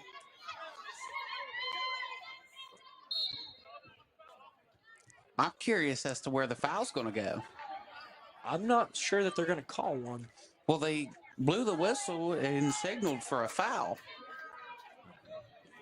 Well, then I imagine they'll give it to Barbaria. Minutemen are back on the court, and Barbaria is on the bench. Still appears to be pretty shaken up. Are we not going to get the call for the foul that I thought? Maybe not. Not seeing any gesture. I think they just whistled it dead to make sure Barbaria was okay, which is definitely the right call.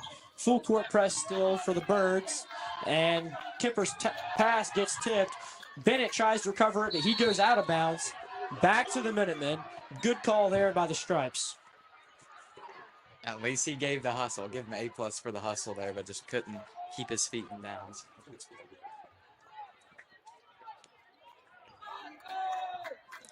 Mudaspal. He'll look to drive again. And what are we getting here? Legal screen. We're getting an illegal screen here on Heine. That'll be his 3rd. Team's first of the quarter, though. Kemper jumps the pass, tips it out of bounds. Good intensity there, but will not create an extra possession, as it's going to go right back. Same situation, except now throwing it in from the sideline. Holmes has the ball. He'll give it to the other Holmes.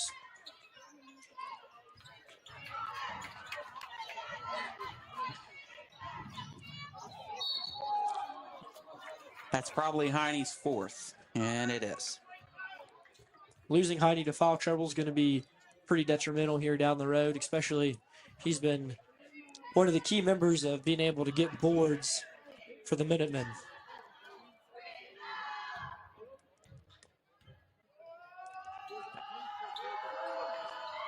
First free throw is good for Casey.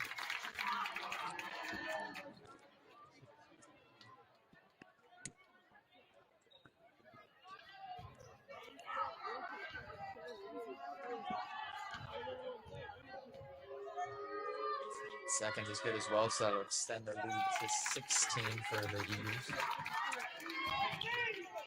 Kemper, big pass up to Hayhurst, driving, and that'll be a foul on Newson. That'll be his fourth. If the Minutemen are looking to make a late game push here, getting to the line, being able to score without the clock running will be pretty crucial. First shot's no good.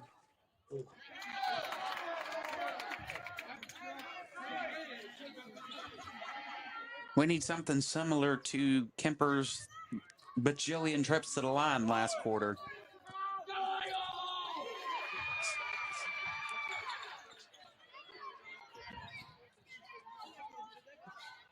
Holmes drives, no good. Rebound, KP.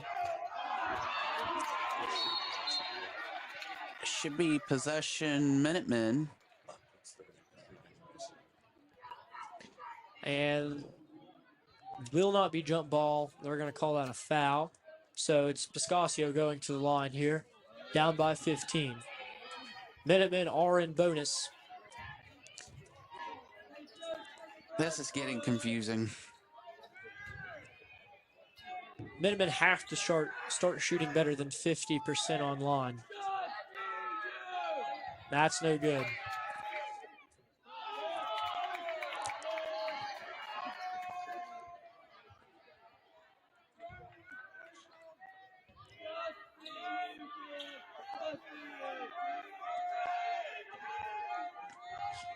Both of them no good. He's 50% from the line tonight. Turnover there. Minutemen will have it and goes out of bounds, but Minutemen will keep it. Yeah, nice hustle. Give credit to Aiden Oldacre there on the steal.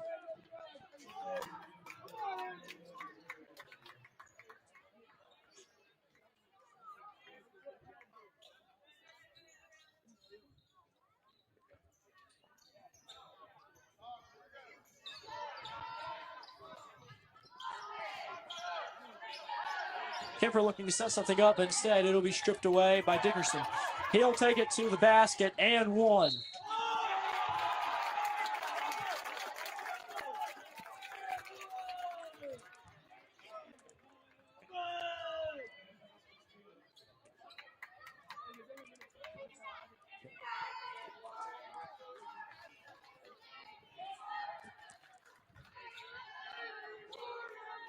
Dickerson's first shot is up and good. He extends the lead back to 18. Dickerson's got 20 in this one. Lewis County throws that one away, and it'll be back to the Eagles' possession on their own half of the court.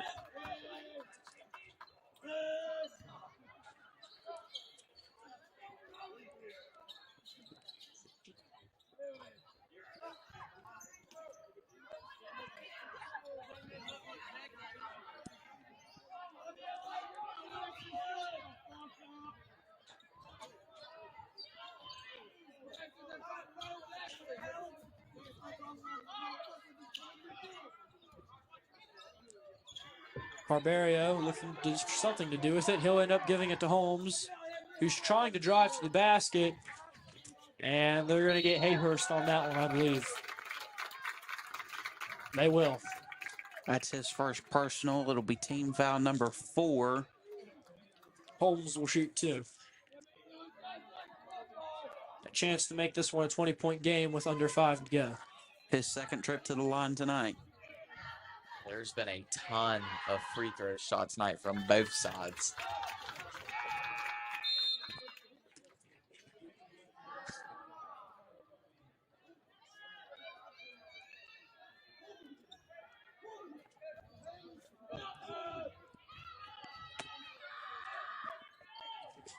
Rebound, Kemper.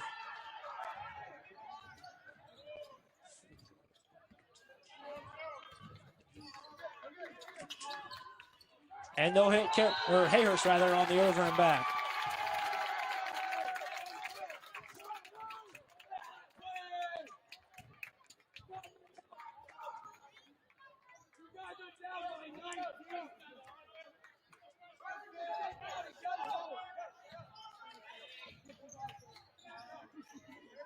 Holmes, the three. It's too long.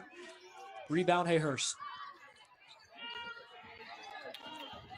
Holmes picks up a foul there. Not exactly what coaches would call a smart foul, as fourth. That sends Piscasio straight to the line. That's his third trip to the line. 50% on the first two trips. He makes the first. Bruffy subbing into the game. The last 4 Minutemen points has been on free throws. The last field goal was Bruffy's three-pointer. Second one's no good. Rebound, Holmes.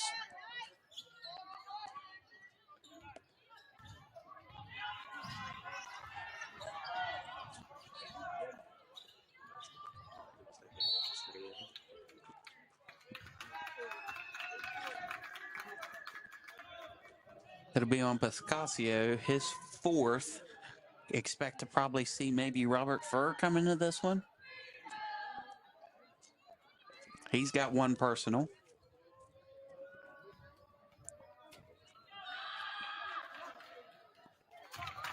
I wouldn't be surprised if they just let Piscasio finish this one out. If he fouls out, he fouls out.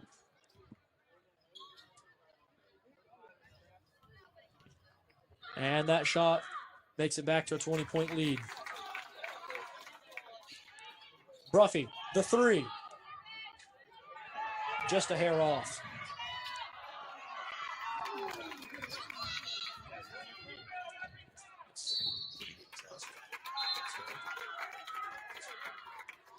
And they'll get Kyle for what I believe is his third, Caden? Second.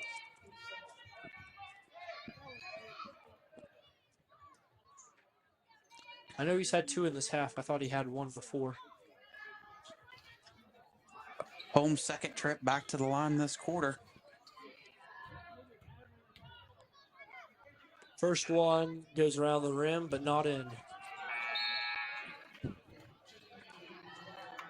Piscasio comes out. I believe Oldacre subs in. Minutemen looking at an all-guard lineup right now. You have Bruffy, Kemper, Oldacre, Hayhurst, and Mudaspal.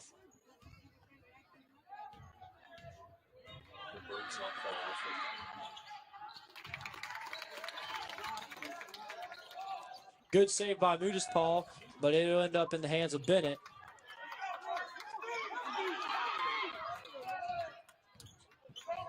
Holmes there was looking for Dickerson, but instead goes out of bounds. And that'll be Minutemen ball.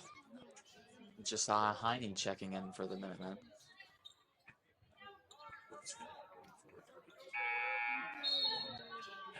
Lewis County now has 24 turnovers on the game. That's not exactly a winning formula if you want to stay in contest with good teams like RCB. Paul tried to pass it in between his legs. Instead, it goes to the Eagles. Barbario up and good. That's 2 points for him.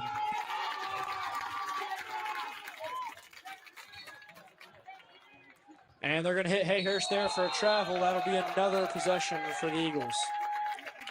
That'll be a 30-second timeout for Lewis County.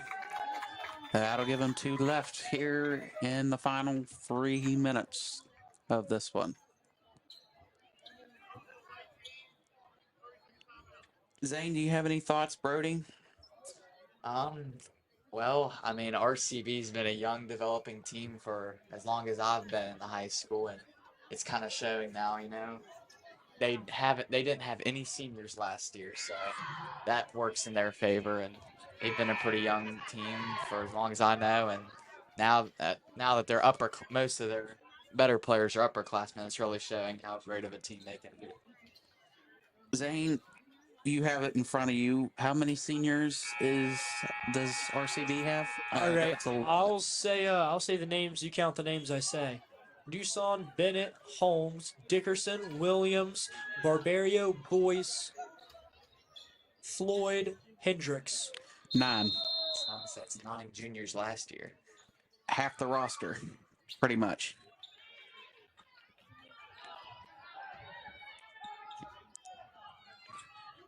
Definitely helps out to have a deep bench and a solid depth chart. Yeah, I believe they have gone 11 deep tonight, as Dusty just said. Potentially even 12.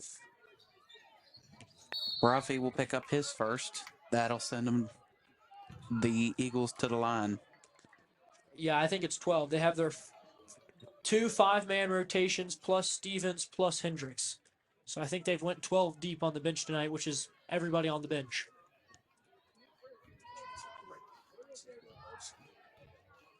At least 10 have scored.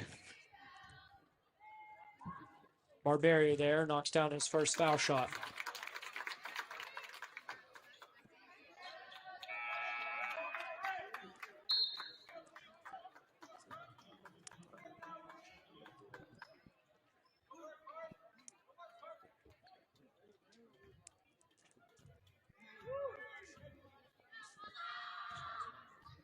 Barberio's second shot's no good. Rebound Heine. Big pass to Bruffy. Bruffy looking to take it to the rim, and he's hit as he goes up. That's going to be another one on Holmes. Where's that put him? Should be his 5th. 4 personal and a technical.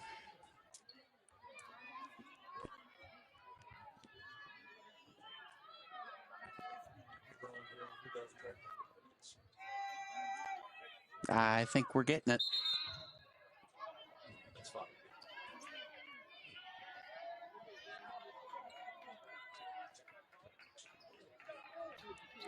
Holmes takes his way to the bench as he fouls out on tonight. Which, when I played basketball when I was younger, they said if you don't foul out, you're not trying hard enough. Not sure if that's inherently true, but he definitely had some hustle tonight, so kudos to him.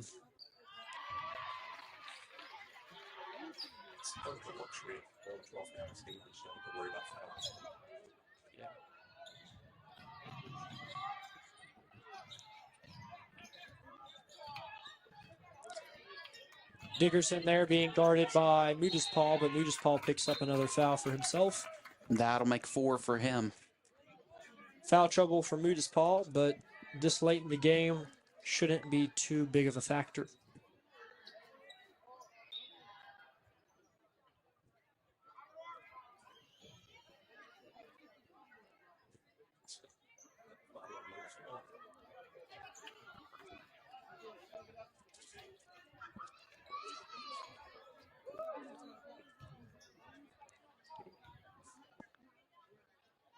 Dickerson's first shot's no good.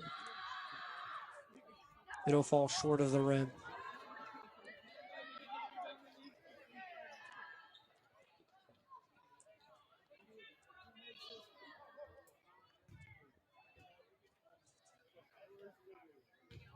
This is his 3rd trip to the line tonight, or in this quarter at least,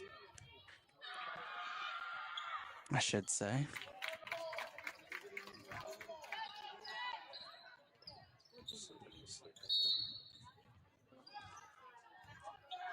And that's number 5. That's Williams picking up another foul. And it'll be the Minutemen's turn to shoot free throws, which might just be how we spend the rest of these 3 minutes. Some of us are getting tired here.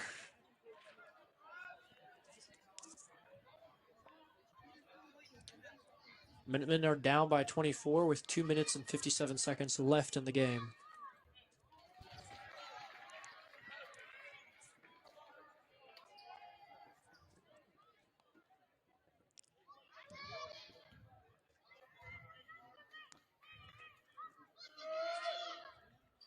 Hayhurst has made the majority of his points from the free throw line tonight.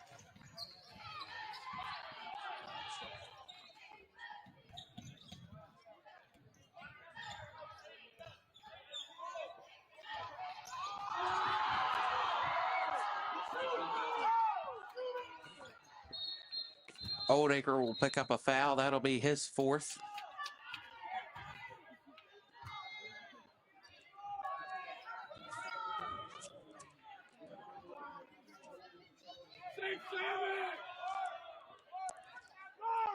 That'll send Barberio back to the line for the 2nd time in the quarter.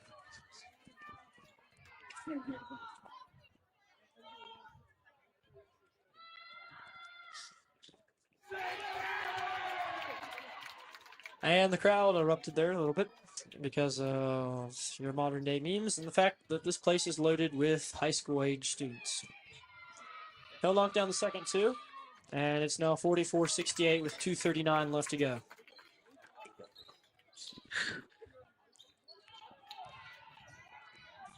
Heine to Bruffy. Bruffy slinging it around. Nothing really opened up, and gonna catch Dickerson on a reach. Correction, gonna catch Newsom on a reach. That'll be his fifth. So he's done for the night.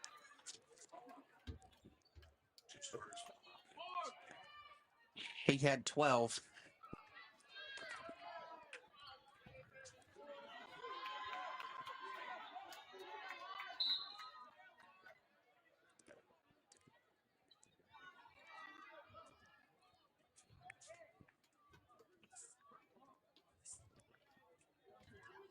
Bruffy's first shot's no good.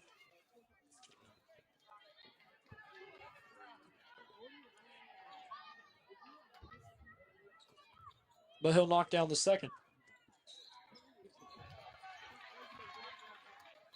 Full court pressure here by the Minutemen. And pass there intercepted by Heine. And we're going to get Oldacre on his fifth. He'll be done for the night.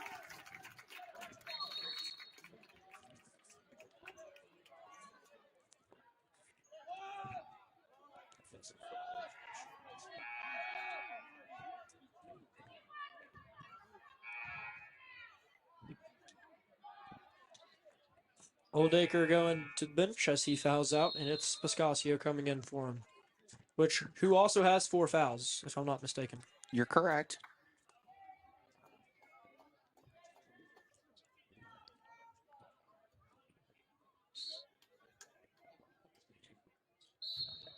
Barberio looking for an inbound pass. He's got Hendricks, rather. And he'll go to the line for 2.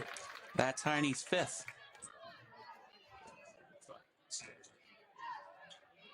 Well, the good news here is, although all these fouls might drag on the game and might make for a less appealing broadcast, the players are going to pad their stats.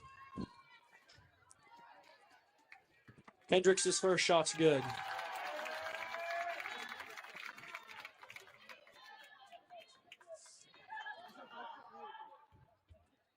And his second's also good. He'll go 2 for 2 at the line. That'll give him 4 on the night. Bruffy's pass gets tipped and intercepted by Williams.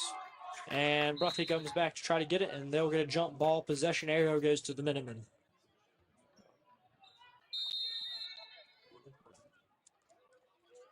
And Minutemen's going to call a full timeout. That'll leave them with 1 more left with 2 minutes to go here in Weston. Y'all have any thoughts over there? I've said just about everything that's been on my mind. I mean, I guess at this point, just clear the benches and just get all the guys that normally don't play a chance to play. And this game's over at this point.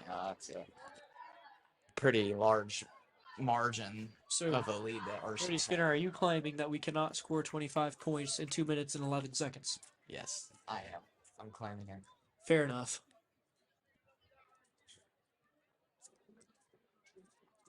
And that seems to be with what they're doing as Satterfield checks in for the first time tonight. And really, just about everybody has played for the Minutemen. The bench does not go too deep.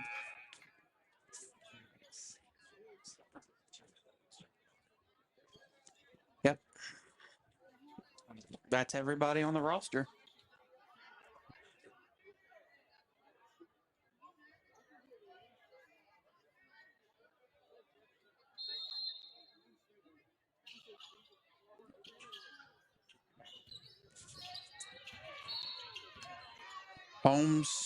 Elijah Holmes will pick up his third.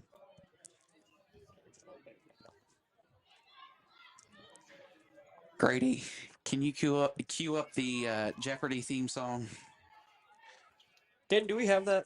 I wish. Well, that's another thing to put on the list of things to get for the next game.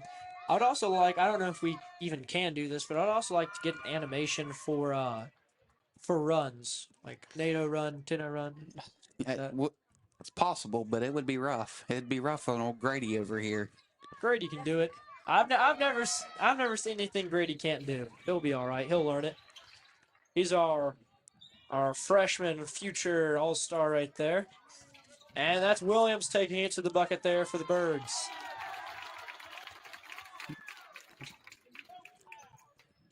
Scasio slinging it to Hayhurst. Hayhurst stripped away by Hendricks. Jump ball and possession arrow Eagles.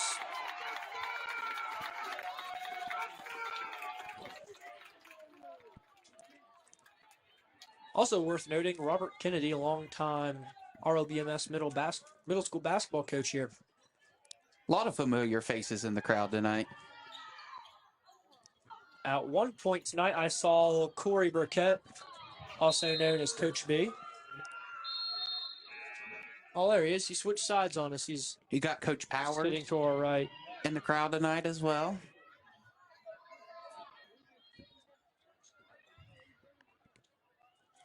And here comes Sam Benedum. That's the other face we were waiting to see.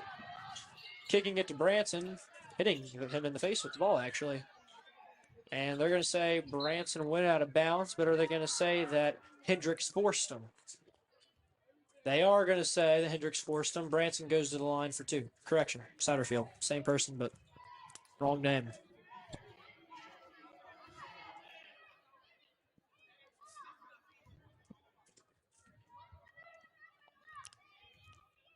Satterfield missing his first.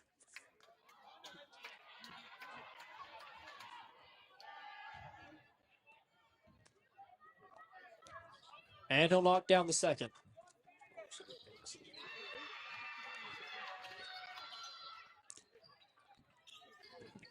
Minutemen's only scored from the foul line, the charity stripe in this one. In this quarter, at least.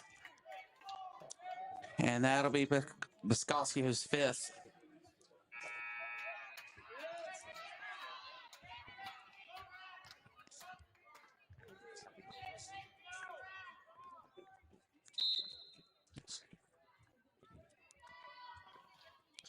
Kemper checking back in.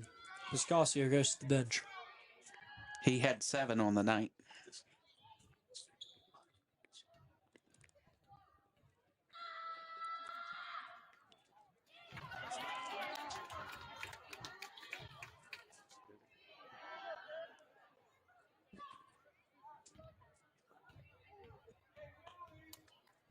Did he make both?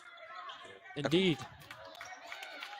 Benedum gets the ball, kicking it to Satterfield off the hands of him, though. Holmes ends up with it for the Eagles.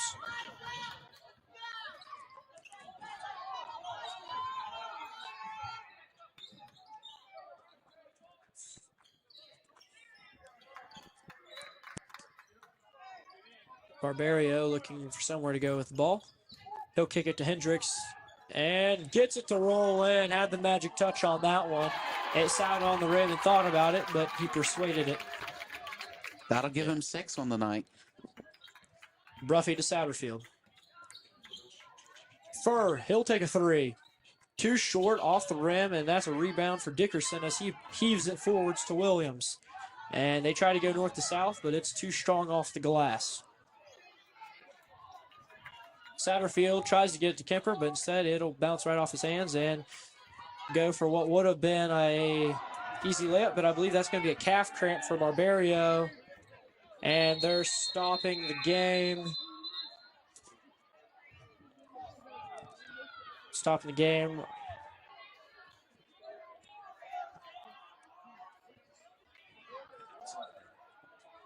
Yeah, he's doesn't appear to be in much pain considering he's still smiling. And He's just they're cramped up. Yep, they're taking back. It's just a calf cramp. Anyways, 26 seconds left to go in the game as Barbario is getting stretched out. Your score, 48-76.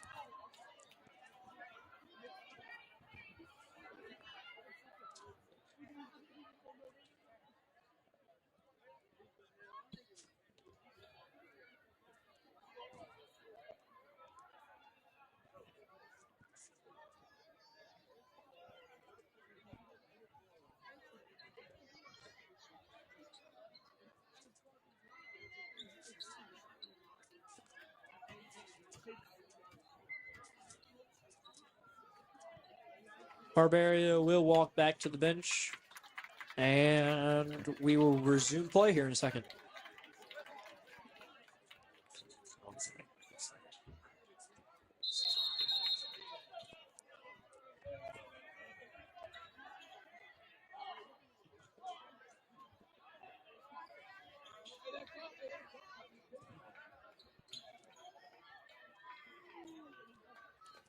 Benham bringing it out. Bruffy, corner, the three. No good. Rebound, Eagles. Holmes comes out with a big pass looking for Dickerson. He's got it, will maintain control. And another whistle. We're going to have another foul. That's going to be on Kemper. Where's second. Kemper out in fouls only a second? Well, he's played a pretty manageable game then. And the taunting has begun from the RCB student section, as one does when your team wins. One thing that went well for RCB, if I had to give a player of the game for them, it would be Riley Dickerson. He came off the bench and scored 23, could be 24 if he makes the free throw. But yeah, I mean, despite the absence of RCB's star player Logan Boyce, they still played a pretty well played game today.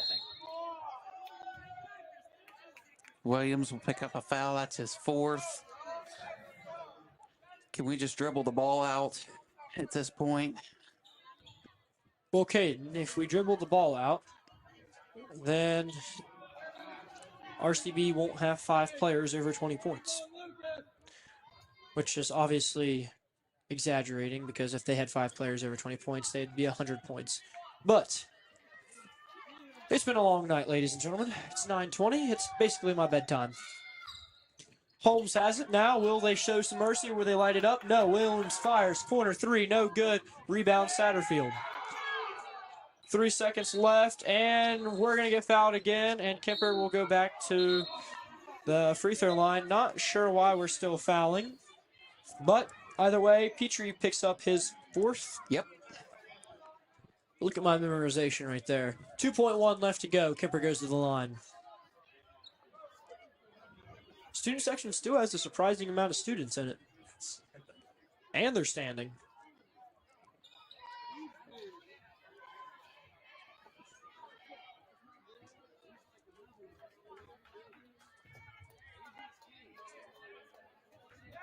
Kemper knocks down the first. How many points is he at tonight? Too many to count. I'd have to total it up for you. Well, you got 2.1 seconds. Go. And are they going to heave another one? They will. Holmes, way too strong. That's no good. After 4 quarters of action, your score, 49-77 Eagles. As we get ready to finish and wrap this one up, let's give a special thanks to the 6th man on the floor, the cheerleaders, led by Darian Bragg. The JROTC color guard and the presentation of the flags, led by Sergeant Colonel Diamond, which also had just recently passed their inspections, so congratulations to them. All the fans attending this evening's game, and big thank you to all the students who came out. Now, as we get ready to talk about some of our LCN members, cannot ever not mention Miss White, who was running camera with us tonight. She was on the opposite side, gave us a few glances here and there. We had Mr. Grady Helnick running our computer. Big shout out to him. Greatest freshman to ever do it. And I'm Zane Stewart, providing some commentary alongside Brody Skinner and Caden Smith. And we'd like to just wish all of you guys a good night. Be sure to tune in the next time we're back in 2026. That'll do it for now. We will send it off into the new year. See y'all.